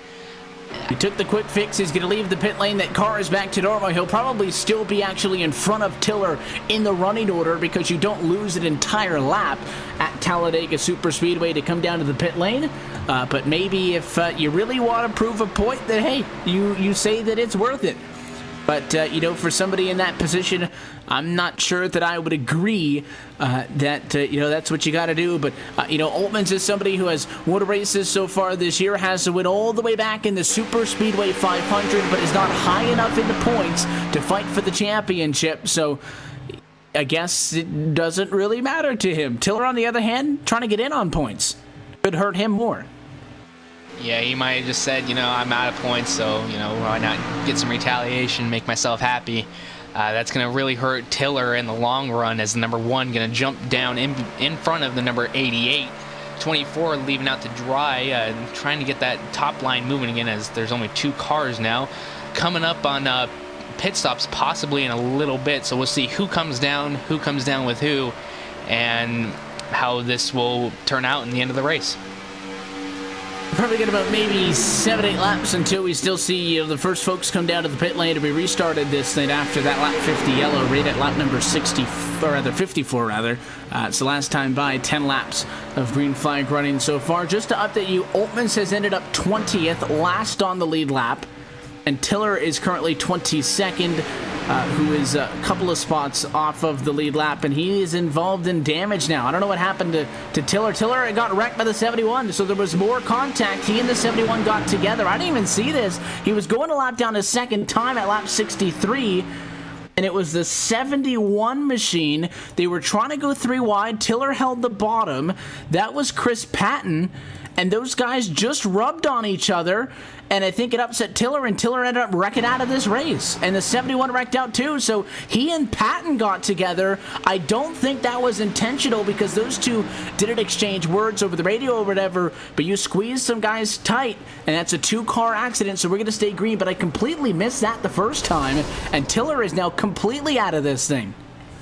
That ruins his championship hopes, and you know, he's going to try to say, hey, better luck next year. He might sneak in. He had 11 points to last, 16 points ahead of the cut line, so he can't afford to lose any more than 27. But again, with bonus points, he might only squeak into by single digits. It's going to be very interesting to see how that shakes out at the end of the race, and see if he does squeeze himself into the playoffs. As we see single file for the front pack, about 9 cars.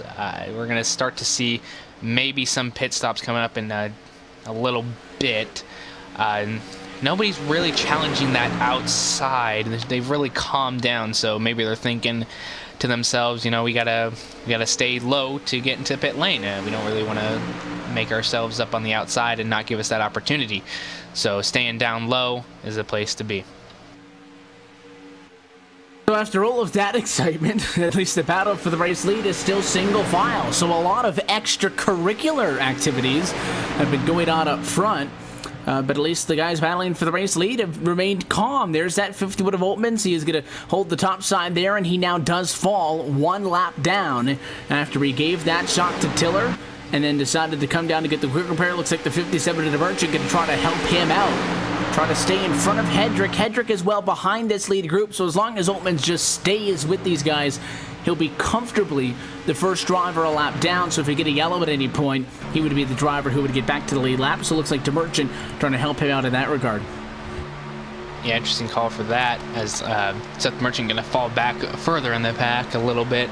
Try to help that number 51 as the number 64, 72, and 83 look to that outside lane possibly. Nobody else is going to go with him, so maybe want to think better of that. But now he's stuck on the outside, so possibly going to have to go further back, as the number 51 is also going to try that number 00, getting a little topsy-turvy there. 51 and 64 now working together. 51 is going to dive back down very quickly. 64 still going to get hung out to dry. Very interesting call for the number 64. We consistently see guys, drop it back, and Hallinar's been topside a couple of times this run, but it's mainly been trying to get to the front, so maybe he suspects that the single file's not going to last any longer. Here comes Oltmans. Again, the 51 machine is not fighting for position. He is a lap down, but the 57 is a lead lap car and is trying to make a charge to the front. Yeah, as we're going to see that 42 and number 7 try to go up top side with them. Thinking better of it. 51 is going to try and get that side draft off of the number 42, getting really close to the side of that 42. Number 7 staying up top side, and this is going to be very interesting for pit stops as well. Because, as I was saying earlier, if you're on that top side, it's going to be very hard to enter pit road. So we'll see how that works out for them, as Chris Patton does take his car behind the wall and is going to be done for the night. You can add Patton to the list of Brown, Labar, Holloway, and Rittenauer, who have retired from this race. Harry Tiller is still on track. He did get a quick repair after that contact with Patton, but he is 2 laps down in 22nd, and actually he's going to be 3 laps down. Look at the speed difference between being in the lead pack and not being. And 51 and the 69 drive by each other without incident that time, as all of a sudden The 7 machines in a prime position, and I think Wofford's going to get it. Again, the 51 kind of being a factor in this, not only trying to help himself out, but it's going to be a big boost. The race fan racing Chevrolet of Wofford, who gets pushed to the front. Yeah, that 51's still a strong contender, and even would have been a strong contender if he didn't get back in the back to 69 earlier. So I'm still confused on why he did that. Some people are calling for pit road this time for the back in the paddock. Rod Flagg calling for pit road over the radio. So we'll be watching for him as he comes down. And Brandon Cruz, Monsiváis, also calling for pit road. Drivers chatting on the radio about 15 laps after we restarted this race. Let's see how many people up front want to commit. Nobody, at least inside of the top 10 down this time. Again, all those names, though, in that secondary pack can still have an opportunity to come down to the pit lane if they so desire. Kind of hard to map where we sit now once we get to the cycle of pit stops. If you can go 20 laps, then you can pit now-ish, get to lap 90-ish, and get to lap 110-ish, and could make it to the end of this race on 2 stops. But I don't even think that's guaranteed. I think that's still tight, very much like getting to the end of the stage was. Absolutely very tight indeed, as we see 54, 21, and number 10 coming down pit road. Looks like just for gas so far as the number 54 is going to pull out. No right side jacked up, as it's just going to be gas and go for everybody there. A quick in and out for the folks a little bit deeper back, and you can see them blending back out on track there. Still 9 guys up front have decided not to come down to the pit lane at the front of the field. The 51 and the 72, Oltmans, and now this time Preet are working topside. In a perfect world, not only is that 51 Geek Squad Ford trying to stay as the first car 1 lap down, but if he actually got in front of the 7 and the 57 and the yellow came out, he wouldn't even have to not pit to be able to maintain, or rather to get back to the lead lap, because he would technically be the last car on the lead lap. So I don't know if that's what he's going for, but he is side by side, and if they're side by side up front, that means they're not pitting yet. 82 machine over the radio says that he'll pit. That's Dan Harrington from 10th. But again, the leader's still not coming down. Servant's going to pit from 12th. We've seen Monsiváis and other drivers from outside of the top 15. But the folks leading this race still out there. Absolutely. It's going to be very interesting to see that call as it progresses on into the race. Maybe it'll come down this lap, maybe it'll come down next lap, but stretching the fuel for sure, as we see the 51 and 72 still being able to hold their ground on that top side, not really going forward, not really going backward, just staying in that one place. Very, very interesting with 2 cars versus, you know, a lot more, 5+ on the bottom side. So working out pretty well for them, as the 42s maybe thinking about it, and now I'm going to stay down. 24 staying down as well. You know, we're going to see a lot more strategies develop as we see different people pit at different times and trying to make it to that end. But the people laps down is going to be very interesting as well. You can see Servants number 3. Oh, and tight that time. The 18, I think it was, cheated up a little bit, and Gary Champion almost ended up into the field.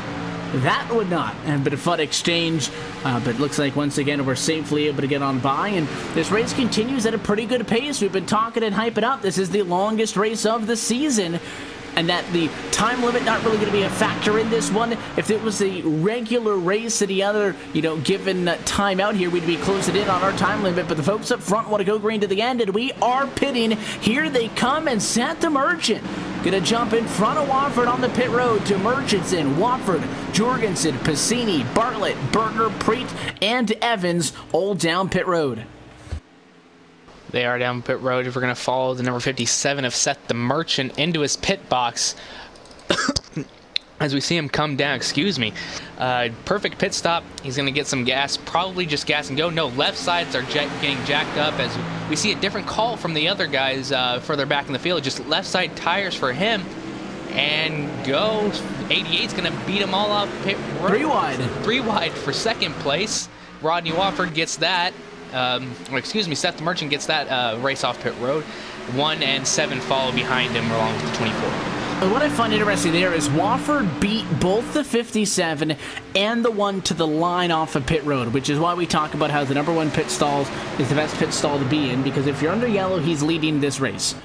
But because the 57 and the 1 were behind him, they got up to speed faster than he did, and they passed him coming off of pit road. So I think that's a very important difference to point out, that if we're talking about green flag racing conditions, the number 1 pit stall isn't always necessarily the best place to be in. And these guys going to be the race leaders. In and off for the pit lane, they should cycle themselves up to the front if they haven't already, if they were the last group. And they'll stay on top of the scoring pylon when we come by the start-finish line this time.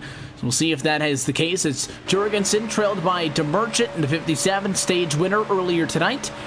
And they are up front. So no changes in the battle for the race lead at lap 77. Well executed for that group. It went from 9 cars to 7. We did lose 2 of them, but it is still 7 up front. Single file. And I think now, just based on when we pitted, we should be able to get to the end of this race, I'd say, on one more stop. Yeah, definitely one more stop for these guys indeed. It's going to be very interesting to see what kind of call left sides were this time. Maybe next time will be right sides, as we're going to be burning off through those tires as the high track temperature is going to eat away at those tires, and then as well as save fuel.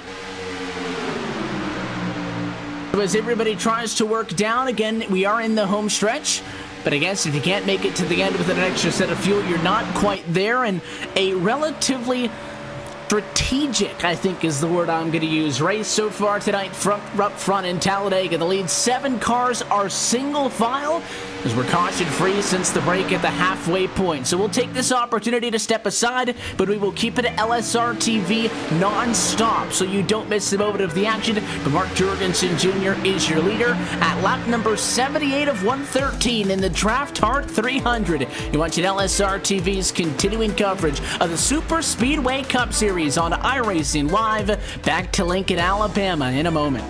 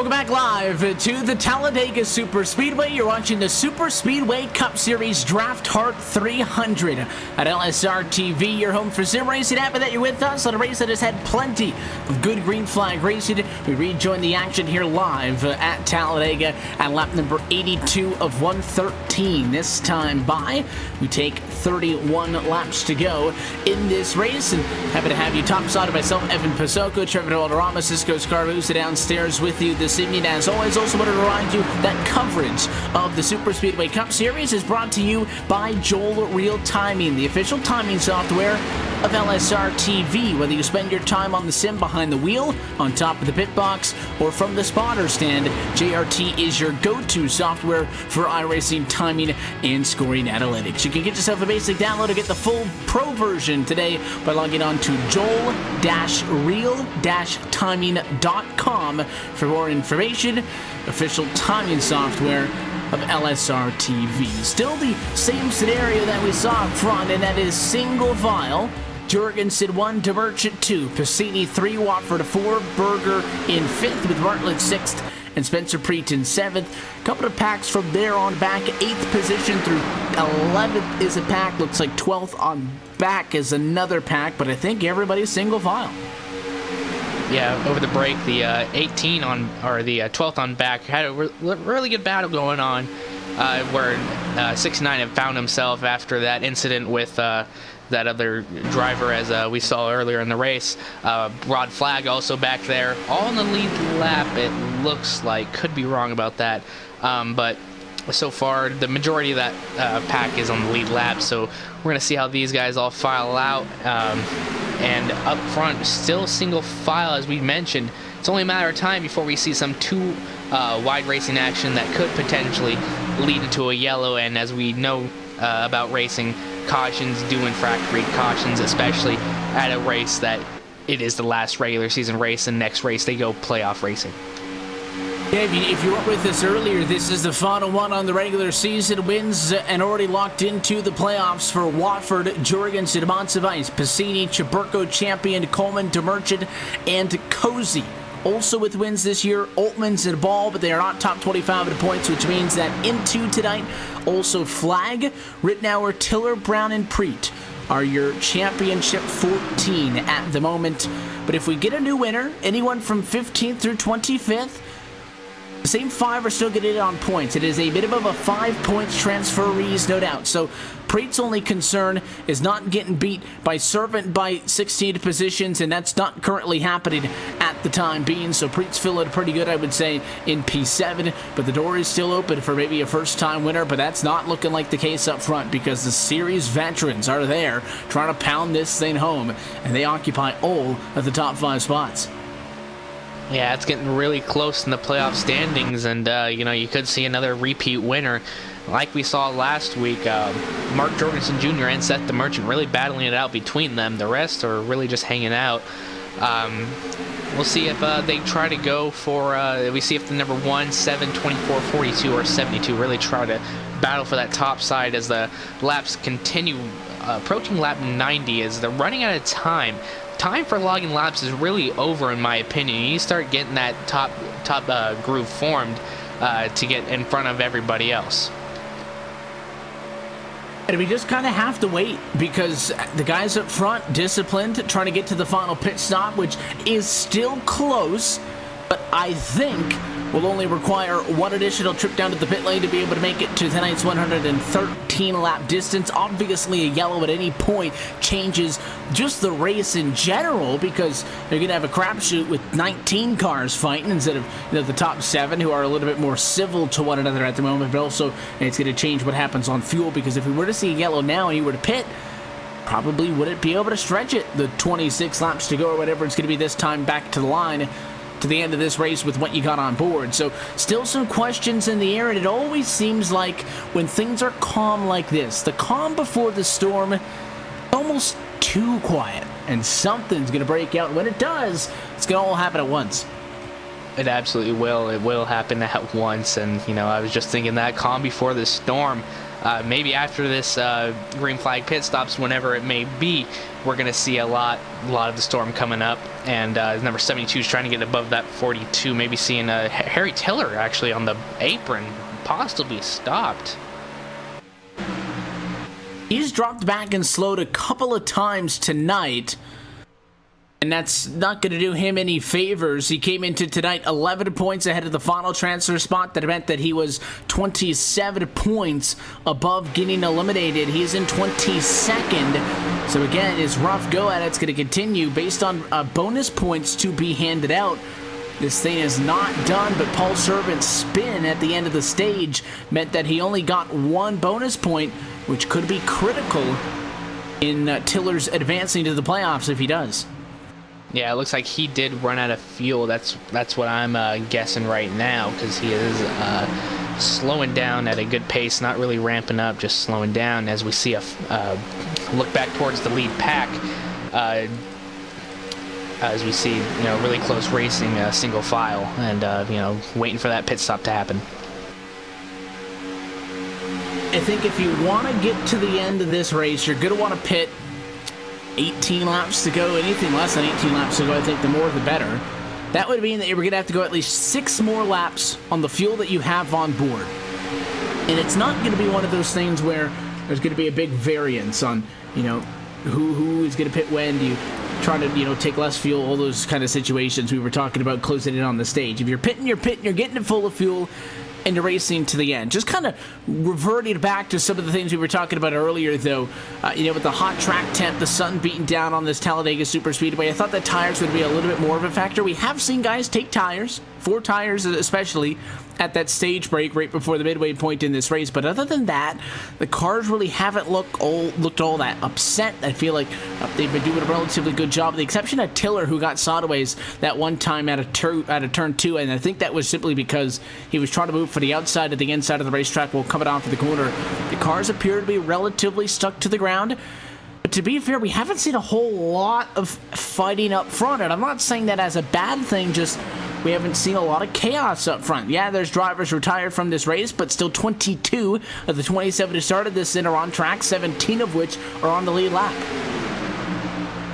Yeah, we're going to see, as the race wears on, it's going to be more interesting to see how drivers are going to impact the rest of the standings. It could be further back again. It could be further back where they cause a wreck, and another group pack that might not be fighting as hard as a front pack, but the back pack might, go 2 wide, 3 wide racing, and coming up on the lap traffic right now, staying up high, very, very good of them to do, as the leaders pass on by them on the bottom side. I think that's the second time we've seen that group of the 46 machine of Reagan and the 76 of Warren. No, it's not the 76 of Warren, but the 16? That's a 1? Okay. Looks like 76, but that's the 16 of Schultz. So those two drivers just now losing their lead lap status. They had been working together, and they might be okay here because, 2 cars isn't as good as being in the pack, but it's better than being by yourself. And I think both Reagan and Schultz are going to successfully kind of blend into the back of the lead pack here. And they're both going to be a lap down. Sure, only the 46 is in a position to get the lucky dog, but I think it's a good job for them for kind of tucking in behind the top 7. Yeah, it's very, very interesting call right there. Trying to keep that pace. We're going to see a lot more people start pitting right now as they come in over the radio. Glenn and Rod are calling over the radio that they're going to start pitting. So we're going to start seeing some people pitting around this time. And so it's only a matter of time before these leaders come down. And this will be the last pit stop of the race as we see Tiller on the top side. Drivers are on pit road already. Gary Champion's in there. Harrington, Evans, Montevice coming off of the pit lane with Hedrick and others. But the guys up front, the top 7, still decide to stay up. But that entire second pack was down in that time. And now I'm skeptical on them being able to get to the end. Remember how much earlier, though, they pitted compared to this group up front on that last pit stop? It was about a 6 or 7 lap difference. If you pit 6 laps from now, you make it to the end of this race. I don't think pitting at lap number 92. Can we go 21 laps if you can? That's really pushing it, because we saw 24 laps earlier tonight, but that was with 4 laps under yellow. So that puts your number, what, lap 22 laps on fuel. So if those guys can make it to the end, you're talking about the very far end of the fuel window. Yeah, it's going to be very interesting to see, indeed, if they could make it to the end, and it's gonna be very interesting. You know, we're gonna see a lot more different strategies play out, as this is the last, possibly the last. Now you're gonna take that back. Now what you've said, for, you know, these leaders, this most likely will be the end of the pit cycle for them, as we're on lap 95 now, coming to lap 113. So we'll see when they duck down and who takes what tires or just fuel. You know, it's gonna be very interesting to see all the calls throughout the top leaders. And I think that if you've been using tires tonight, you give them some credence, but I think it's too late to come down. And here we go. Drivers in at lap number 95. I would expect it to be fuel only. Maybe you can get away with 2. The 57 slides. But we're on pit road. Jorgensen, DeMerchant, Piscini, Berger, Wofford, Bartlett, Preet, all down. That entire group of 7. We're going to follow the 57 to set the Merchant down onto pit lane.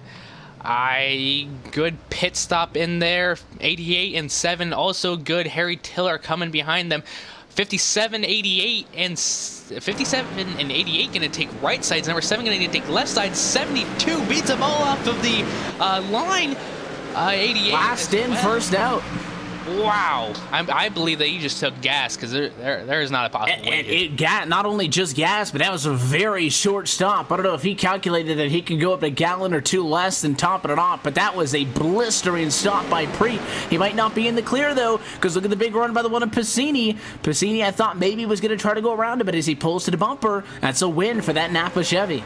And now we only have 4 cars in that lead pack, with the 7 looming in the background. He might be able to catch him, as the number 69 and 24 are right behind him. That was a very impressive stop by the number 72. That was fantastic, but also got to look back and see the number 88 and 57 could start working together. And number 7 trying to catch back up, as the number 1 is going to jump to the outside along with the number 88 and 57. Going to try and clear him. Got him nose in front. Is he going to wait for the 88 to clear? Is he just going to drop down? He's going to wait for the 88, possibly. In the corner, 72 getting on that bottom side. Number 7 trying to catch up to them still, along with Harry Tiller and the number 27 or 24 of Andrew Berger. As this night has gone on, we've talked about, you know, a group here, a group there. The separation of these guys up front continue to just put down perfect in and outs of these green flag cycles. They've gone through 2 trips down to the pit lane now since we last had a caution flag, and that has pulled them a 28-second advantage. Rod Flag, who runs in 8th position at the moment. Victor Bartlett has lost that lead group, though, so the 42 odd man out drops back, leaves us with 6 drivers up there. And Spencer Preet's valiant charge to the front is going to go without reward, because he's right back to square one. He drops to the back in P6, which is now the tail end of that group, and he might actually lose the 24. If he can't get up to the back of Berger, he's going to end up like Bartlett. And again, the next car behind Bartlett is 28 seconds behind him. You lose the lead group, you lose the shot at the win without a yellow.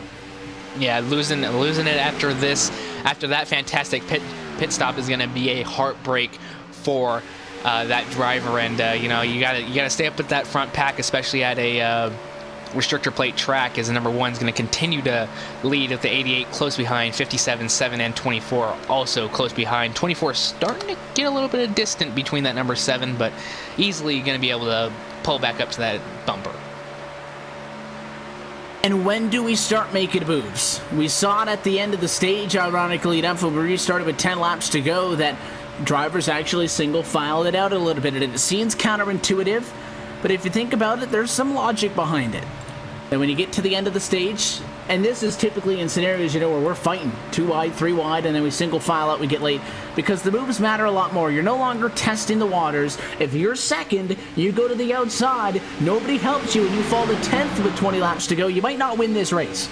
So these moves are going to be a lot more calculated from this point on to the end of the race. So that's something to keep in mind. We might not see somebody make a move until 2 laps to go.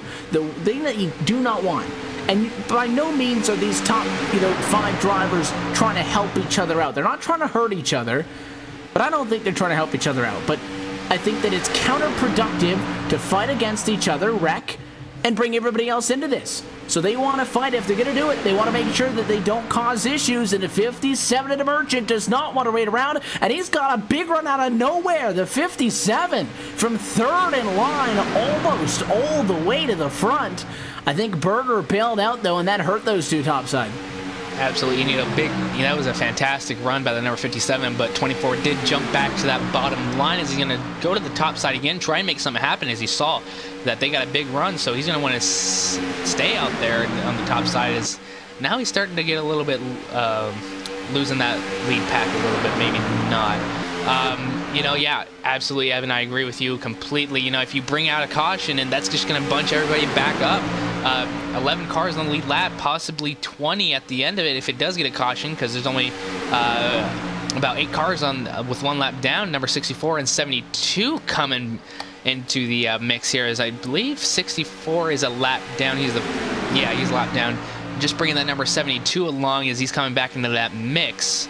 So that's going to be exciting to see how that also becomes a factor into this closing stages coming to 10 to go with Talladega Superspeedway. And 10 to go is always, a fun spot in this race because you get to crank up the action and it gets exciting, no doubt. It's been a good race so far, and listen, I'm a big fan of seeing the strategy. I'm a big fan of seeing, how teammates work together, what the strategy on the pit lane is. But at the end of the day, I think just like everybody else, we like 10 lap to go shootouts at Talladega. And I think the benefit of having 6 cars in this, even though we still see side by side with the 57 working up top, is that there's more room for them to work.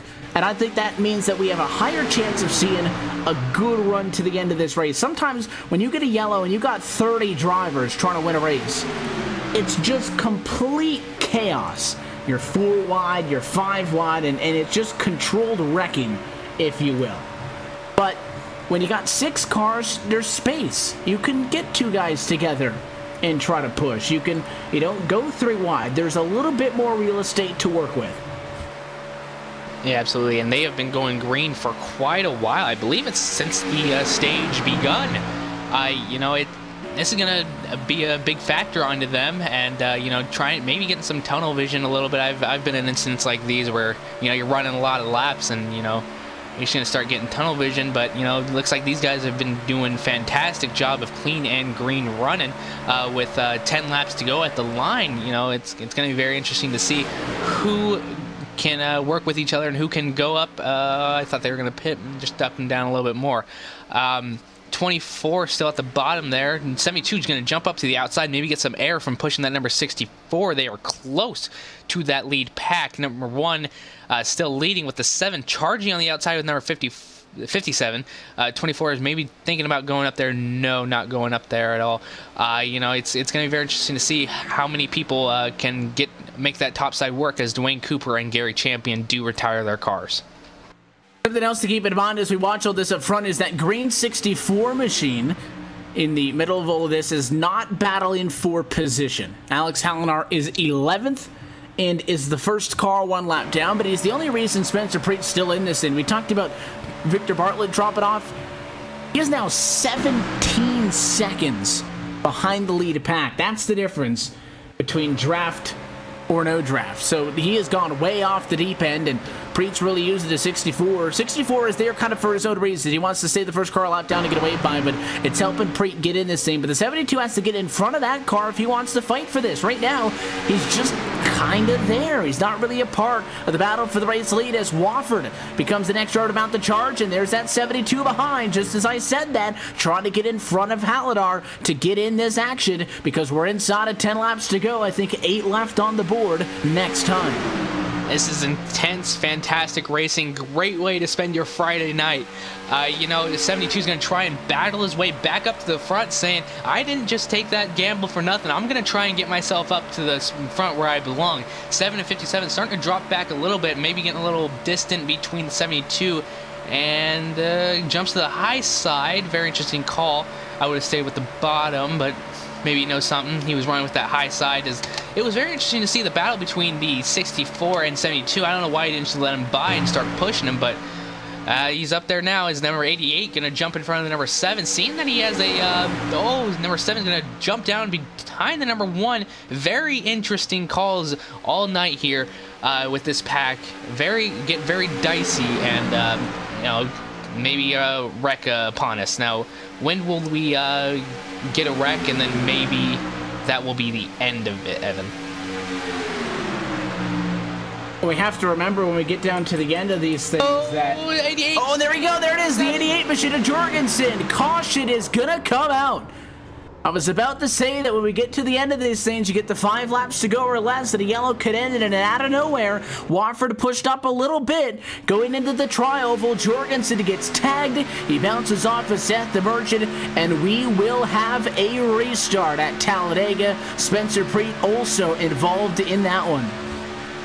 Wow, wow, that was a interesting call. We were just going on about cautions, and now that strategy from Preet now does not work out for him at all, because now he has a lot of damage, and a lot of damage at the Superspeedway isn't really going to help him throughout these last laps. As you said, we will get a restart, so that's going to be very, very interesting and very intense, with 9 cars on the lead lap, possibly going to get 17. Not sure how this will end up. Now, do you pit? The only reason I'd see anybody coming down to the pit lane is for tires. You don't need fuel to get to the end. Even if there was a question of fuel to begin with, you would have pitted if you weren't going to make it, because these yellow laps are only going to help you out.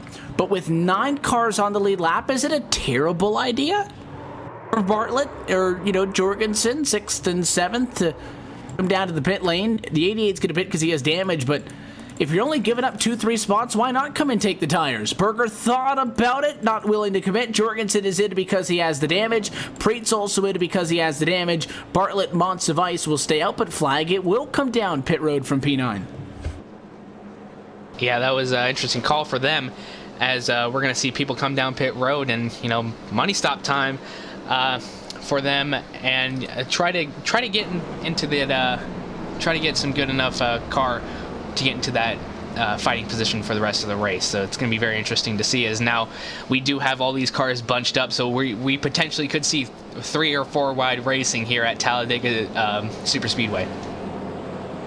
Flying out of pit road is going to do exactly as I thought. He's P9. He's going to leave P9. If you're not going to lose any spots, I will take those 4 Goodyear Eagles. Thank you very much. So he's going to blend back out. There's a lot of guys, though, hoping for wave buys. Looks like a couple of them going to get them at least. Looks like Hallinar, Evans, Harrington, Altmans, Tiller. Everybody a lap down should be able to get at least 1 lap back. You know, Servant 4 laps down, not going to be able to get in this thing. Tiller 5 laps down, not really going to get back into this thing. But anybody 10th through 17th, 1 lap down, wave around puts them right back into this thing. And I was talking about guys single filing things out and taking it easy and making calculated boost, Trevin. Well, we can erase that, because that is not going to happen. I promise you. This time by 108 laps are going to be complete, and we are going to come around to take, I believe, what's going to be 5 laps to go. So I would guesstimate maybe 3 or 2 lap shootout at the end of this thing. Either way, when we restart, if we get a yellow, it will end this race under caution flag conditions, but there is going to be nothing calculated about what happens when the green flag waves again.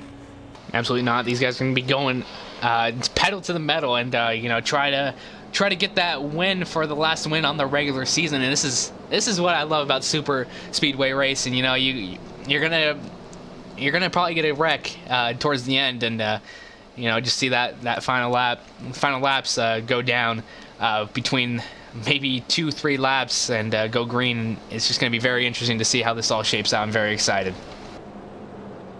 And we wait until the lights go out on top of the pace car. That will be our signal for 1 lap left to go until we get this race back underway.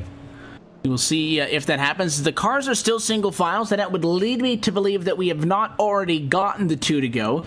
The lights stay on this time, go out the next time. It'll be an unofficial green-white checker. Obviously, again, there is no overtime in the iRacing service. This race is 113 laps, no more and no less. So not to confuse saying green-white checker with overtime, but green-white checkers, you take the green, you take the white, you take the checkers. It's a 2-lap to go shootout. So lights still on the pace car. I'm thinking that's what we're going to see. Yeah, and excuse me. You're going to see a lot of fighting happening between those first 10 cars, you know, trying to see if the 7 cars behind them try to get into that front, as we see 17 cars on the lead lap. Behind them is 4, 5, 7, and so on laps down. So that's going to be interesting to see how long they will wait, if they're going to wait until that white flag to go crazy, or if they're going to know that if there is a wreck, that's the end of it. So are they just going to go hard from the beginning? So it's going to be very interesting to see everybody's strategy as the green flag waves for this field.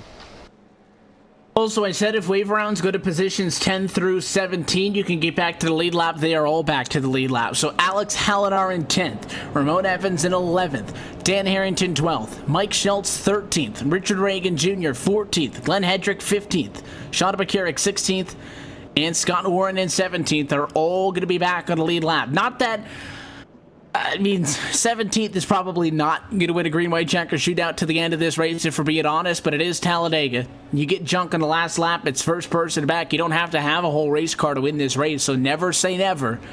But just for the fun of it, we'll have 17 cars in 9 rows of cars on the lead lap when we come to the restart, fighting for it. This time by 109 laps are going to be complete.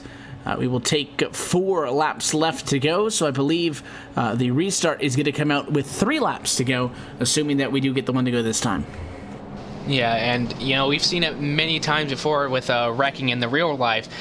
On the Superspeedway, you know, you're going at such high speeds, there's really going to be nothing else that you can do to avoid the wrecks in the front. So the possibility is if you are 17th or something, it's highly unlikely, but if you do see a wreck, you'll be able to avoid it easily because you'll be able to slow down a little bit rather than the people up front who are going very fast and not going to be able to turn left, turn right, and avoid this wreck. So it's going to be very interesting to see if maybe the 17th place people say, hey, look, you know, we're not going to make this. Let's just try to see if we can stay back and avoid the wreck, as the lights are still on top of the pace car. Yeah, that surprised me. I was sure the lights were going to go out that time, but they stay on. So what we'll do is we'll take a quick opportunity to step aside. We'll go LSRTV non-stop, but when we come back, a restart due up. Maybe a green-white checker in front of us as Chris Passini looks for win number 2 on the year from Talladega.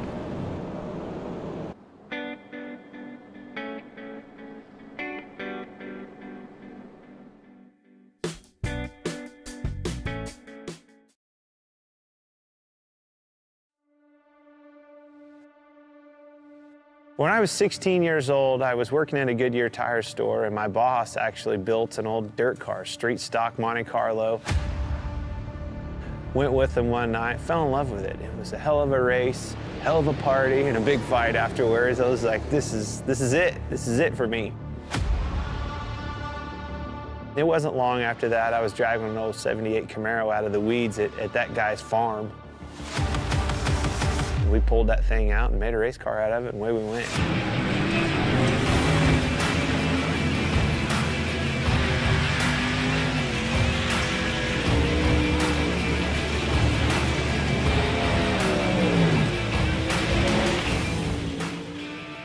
You know, I think a driver has more to do with the equation going back and racing dirt, whether it's a modified, a late model. You can do more with the race car. You know, the harder you drive it, a lot of times, the better it goes. You can crawl up on that wheel and feel like you made the difference at the end of the night. Asphalt car, you can't overdrive them. Well, that was the first thing that I had to learn right off the bat is, oh my gosh, I've got to discipline myself, not overdrive this thing, and that's how you get the most out of it. Truth be told, communicating the right information to your crew and your crew chief so they can do their job and make their appropriate adjustments for you to go faster and do your job is probably 90% of the game in our world. I've always loved late models. You know, my dream was to be a late model driver driving for a living across the country like Daryl and Don do that drive for me. I mean, that was, truth be told, that was my dream, you know. I always wanted a semi. I always wanted a stacker trailer with 2 hot rods in it, and let's go racing. Let's take off with your buddies and go race and chase that dream. Never in a million years did I think it would turn into a Cup Series, and I actually have an opportunity to own 2 you know, dirt late model teams.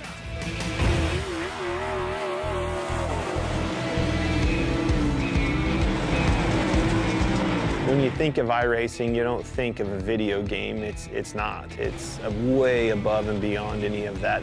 You know, dirt racing changes so much. The track changes so much. Being able to capture that, to, you know, experience all those details that surround dirt racing and make dirt racing what it is what makes iRacing so cool, because they did nail all of that.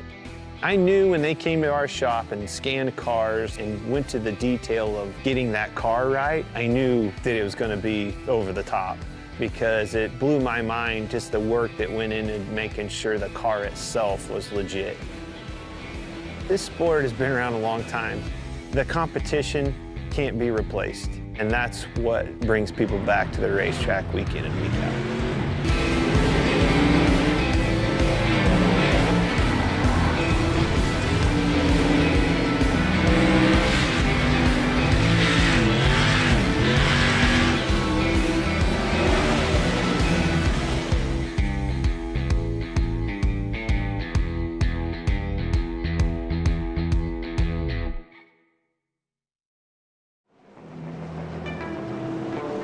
Welcome back live to the Talladega Superspeedway. If you've got an appetite for excited finishes, here we go. A restart due up in tonight's Drafthardt 300 as we get set to complete lap number 111. 2 laps to go. Nobody says that we will make it 2 laps, but that stands between Chris Piscini and a second checkered flag on the season. And it's been a fun night. We're happy that you're with us at LSRTV at iRacing Live, but you can forget about the fact that this was the longest race of the season. All that matters now is a little bit over 5 miles to go. Piscini to the inside, Wofford to the outside as we come looking for 2 laps to go from Talladega in a green-white checker finish.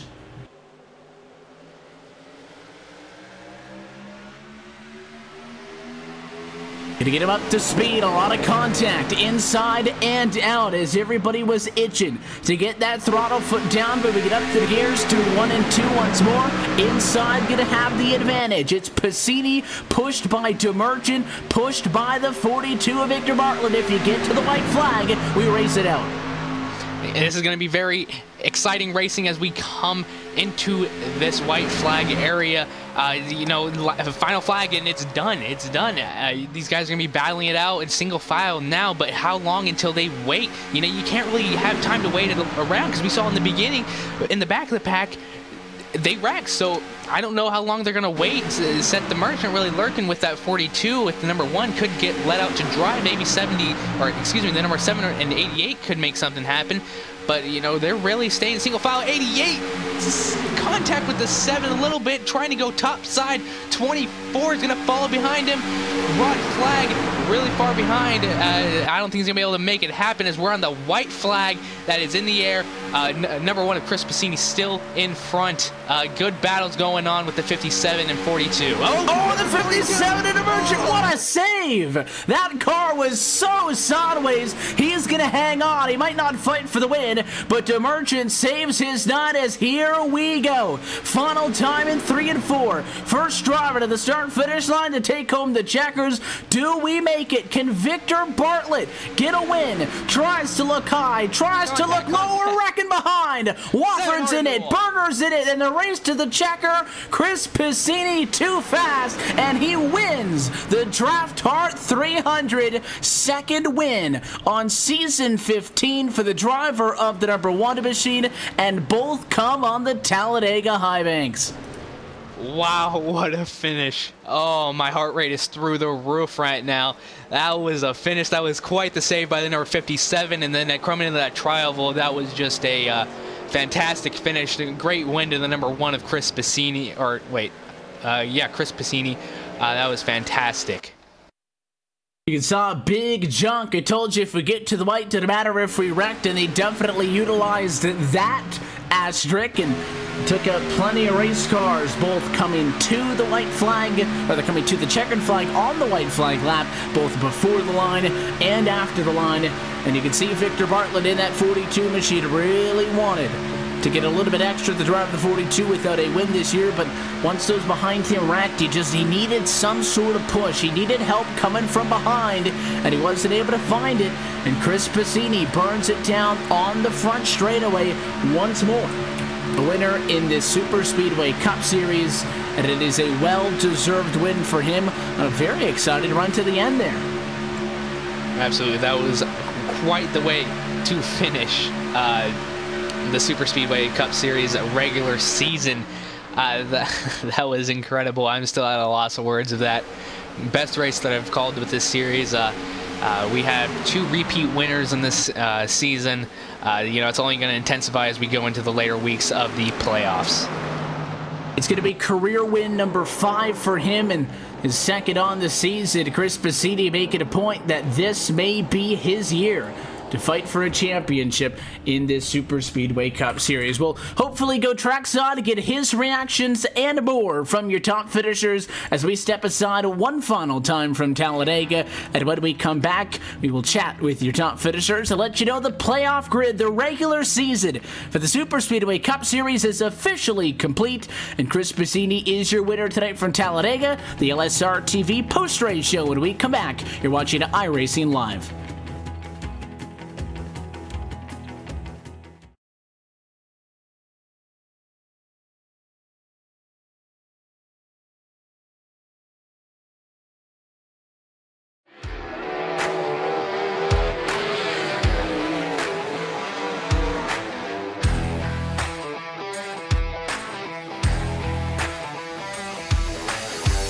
I actually, really enjoy dirt racing. Feels good to get in the car, and we have, great cars and engines and things at KKR, so it's nice to drive a fast sprint car.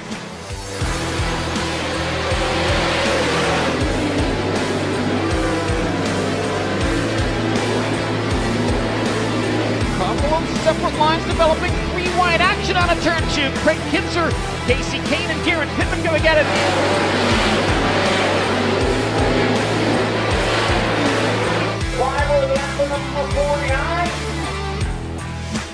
I think the differences between, NASCAR and the sprint races on dirt is just a much different mindset. The way you drive your cars, the setup, the feel you're looking for.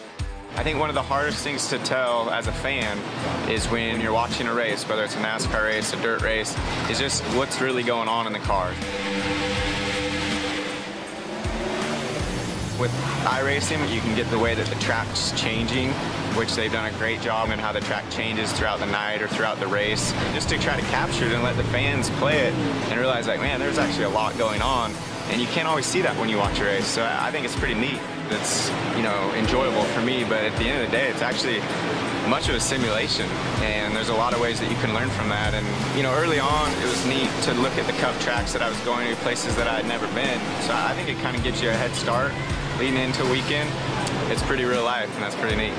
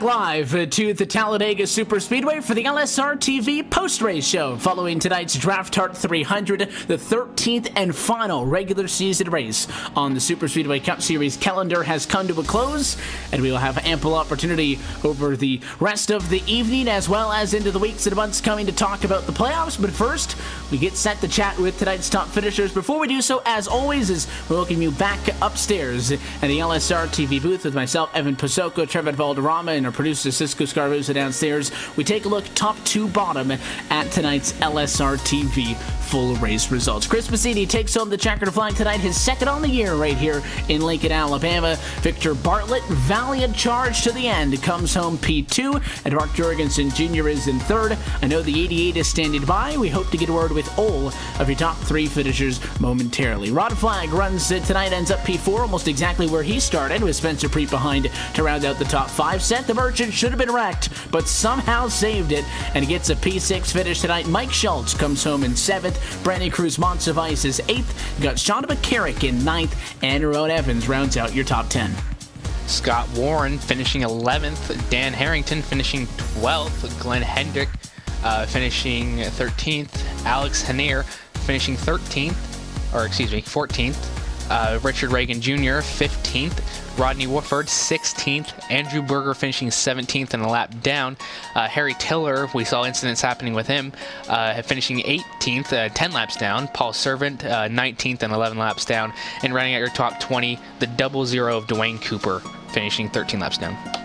And I think the rest of these drivers double digits laps down, as you see on the intervals. We're out of this race and behind the wall. But 21st is Gary Champion. Jason Altmans comes home 22nd. Chris Patton is 23rd. Travis Brown is 24th. And Tom Labar comes home in 25th. P26 tonight for Daniel Holloway. And 27th and shotgun on the field. Right now with the second, it comes home at the back and rounds out a look top to bottom at your full race results. Mark Jorgensen Jr., though, had another good night and was very close to get another win on the year. Wasn't able to get the job done, but he'll be safely into the playoffs. And trackside with your third place finisher is Trevin. Down here on pit road with Mark Jorgensen Jr. Mark, that was a fantastic race. What was your strategy coming in? You know, this is the last race in the regular season, and did the Gray Ghost have an implication on your strategy tonight? Oh no, just race hard as always. Try to win these races. Try to get up front and do what I needed to do to try to win. Just never was able to get back up there after the latter part of the race, but it was all right. Still a fun race. Absolutely was a fun race to watch. Coming to these next races as it's the playoffs, what are you thinking? Are you just going to want to gun it, or are you going to be conservative towards these and get points to get yourself up in the top? Oh no, man, we're gonna race hard. I guarantee you, there's gonna be some pissed off guys come playoff time, but it is what it is. We'll see what the 88 team can do, and hopefully we can click off a few of these wins. We'll see what happens. Absolutely. And before we let you go, any sponsors and shout who gets it done from the number 88 team? Oh, shout out to Rod Flag putting this on each and every week. Shout out to y'all, the broadcast, all of y'all up there in the booth. Y'all do a pretty damn good job. Cisco behind the scenes, amazing work as always. Chris Bassini on the win, good job to him. Rodney, hey man, you know, we all race hard. You know, every one of us, you know, we're bound to get into one another. You know, eventually it just sucks, but you know, I'm sure we'll clear all that up. But other than that, just my cousin Michael Grabham for watching, and his son Paxton. You know, this was a pretty fun race. It was long, but man, we just come a couple spots short from putting in victory lane. Absolutely, that was number 88 of Mark Jorgensen Jr. Evan, back to you. It's a good run tonight for the 88 machine. Doesn't look like we're going to have an opportunity to chat with the top two. I think Chris Bassini is too busy celebrating, his second win on the year for somebody who, runs so often and has 5 now total on his career. 2 is a pretty good chunk of 5. So he's having one of his best seasons, and his goal going into the playoffs with the only driver, by the way, in addition to Wofford, who won last week, in addition to his win earlier in the year at Daytona, means that he's in a spot where you're going to lead just by a tad going into the playoffs. We do know, though, the official drivers who are going to transfer into the championship, and after we hit the reset button, Chris Piscini will lead the playoffs beginning in 1 week's time. He will be followed by Rodney Wofford, who will be 1 point behind him. 3 points behind him in third is Mark Jorgensen Jr. Brandon Cruz-Montsevice will be fourth in the points, 5 back. Also 5 back is P5 and 6. That's Seth DeBurchett and Brandon Chaburko. 6 points back is 7th Gary Champion. 8th for Jimmy Coleman, 9th for Michael Cozy Jr. Harry Tiller will start the playoffs scored in 10th. Rod Flagg will be 11th. Spencer Preet 12th. Ray Rittenauer 13th. And Travis Brown in 14th position. So again, 11 bonus points to Piscini for the success that they found in the regular season. But those are the 14 drivers who are going to race for the playoffs, Trevor, which start next week. And we have, as we've seen in series past, a 2-round playoff format, which is something that's interesting and is something that I like. It kind of takes the concept of what you see in the Monster Energy NASCAR Cup Series elimination rounds, but still keeps a little bit of what the old chase format is in the playoffs, and I'll explain that to you. So we will go racing starting next week, right back here at Talladega, and we will have 3 races in the opening round of the playoffs. At the end of that point, we will cut down the field to 6. So out of 14, a lot of drivers getting sent home. 8 drivers will be eliminated. 6 will advance, but it is not a winner-take-all. Round 2 will consist of 3 races. A trip to Daytona 07, a trip to Talladega, and the finale in Florida night race, as always, in Daytona Beach at the end of the year. So those 6 drivers, Trevin, still have to survive the elimination round, but it's not a one-driver-take-all. They'll have 3 races to decide it amongst themselves. I think it'll be fun, and everybody could watch those playoffs from next week on right here on LSRTV. Oh, without a doubt, it's going to be fun. Talladega, Daytona, Talladega, that's going to be very interesting to set up, coming to the playoff cutoff right there. Playoff round 1, and then round 2, you're going to have the Daytona Circuit 2007. That's going to be a big factor. You're going to get a lot of bumps on there, but that's not until December, so that's going to give some time for drivers to, prepare for that.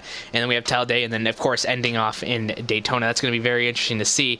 And, just more action as we saw, Mark said earlier, they're going to get into each other. It's only a matter of time of when, and then, it's going to be interesting to see all these drivers, how they're going to fare with one another after a contact and after if one wins and one is displeasured, like we saw with Harry Tiller there today. So it's going to be very interesting to see. I'm really excited to see how the rest of this series plays out this year, and one guy's going to come out on top, and it's going to be very interesting to see.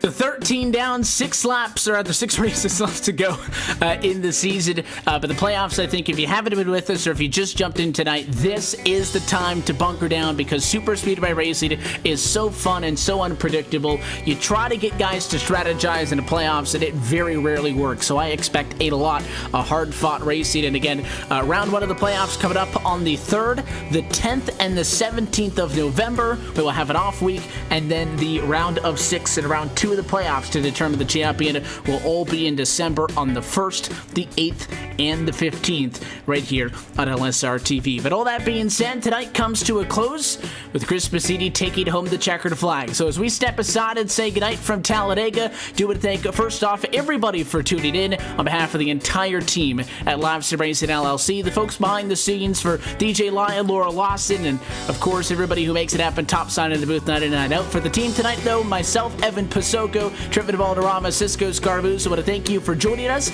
and congratulate Chris Piscini, but congratulations to all 14 of our playoff-bound drivers. The playoff starts next week right here at Talladega and right here on LSRTV and iRacing Live. If you don't want to have to wait that long, though, we do have a little bit of sim racing action in between now and then. We'll be on the air tomorrow night at 10 o'clock Eastern for the United Sim Racing BNC Lawn and Landscaping Truck Series.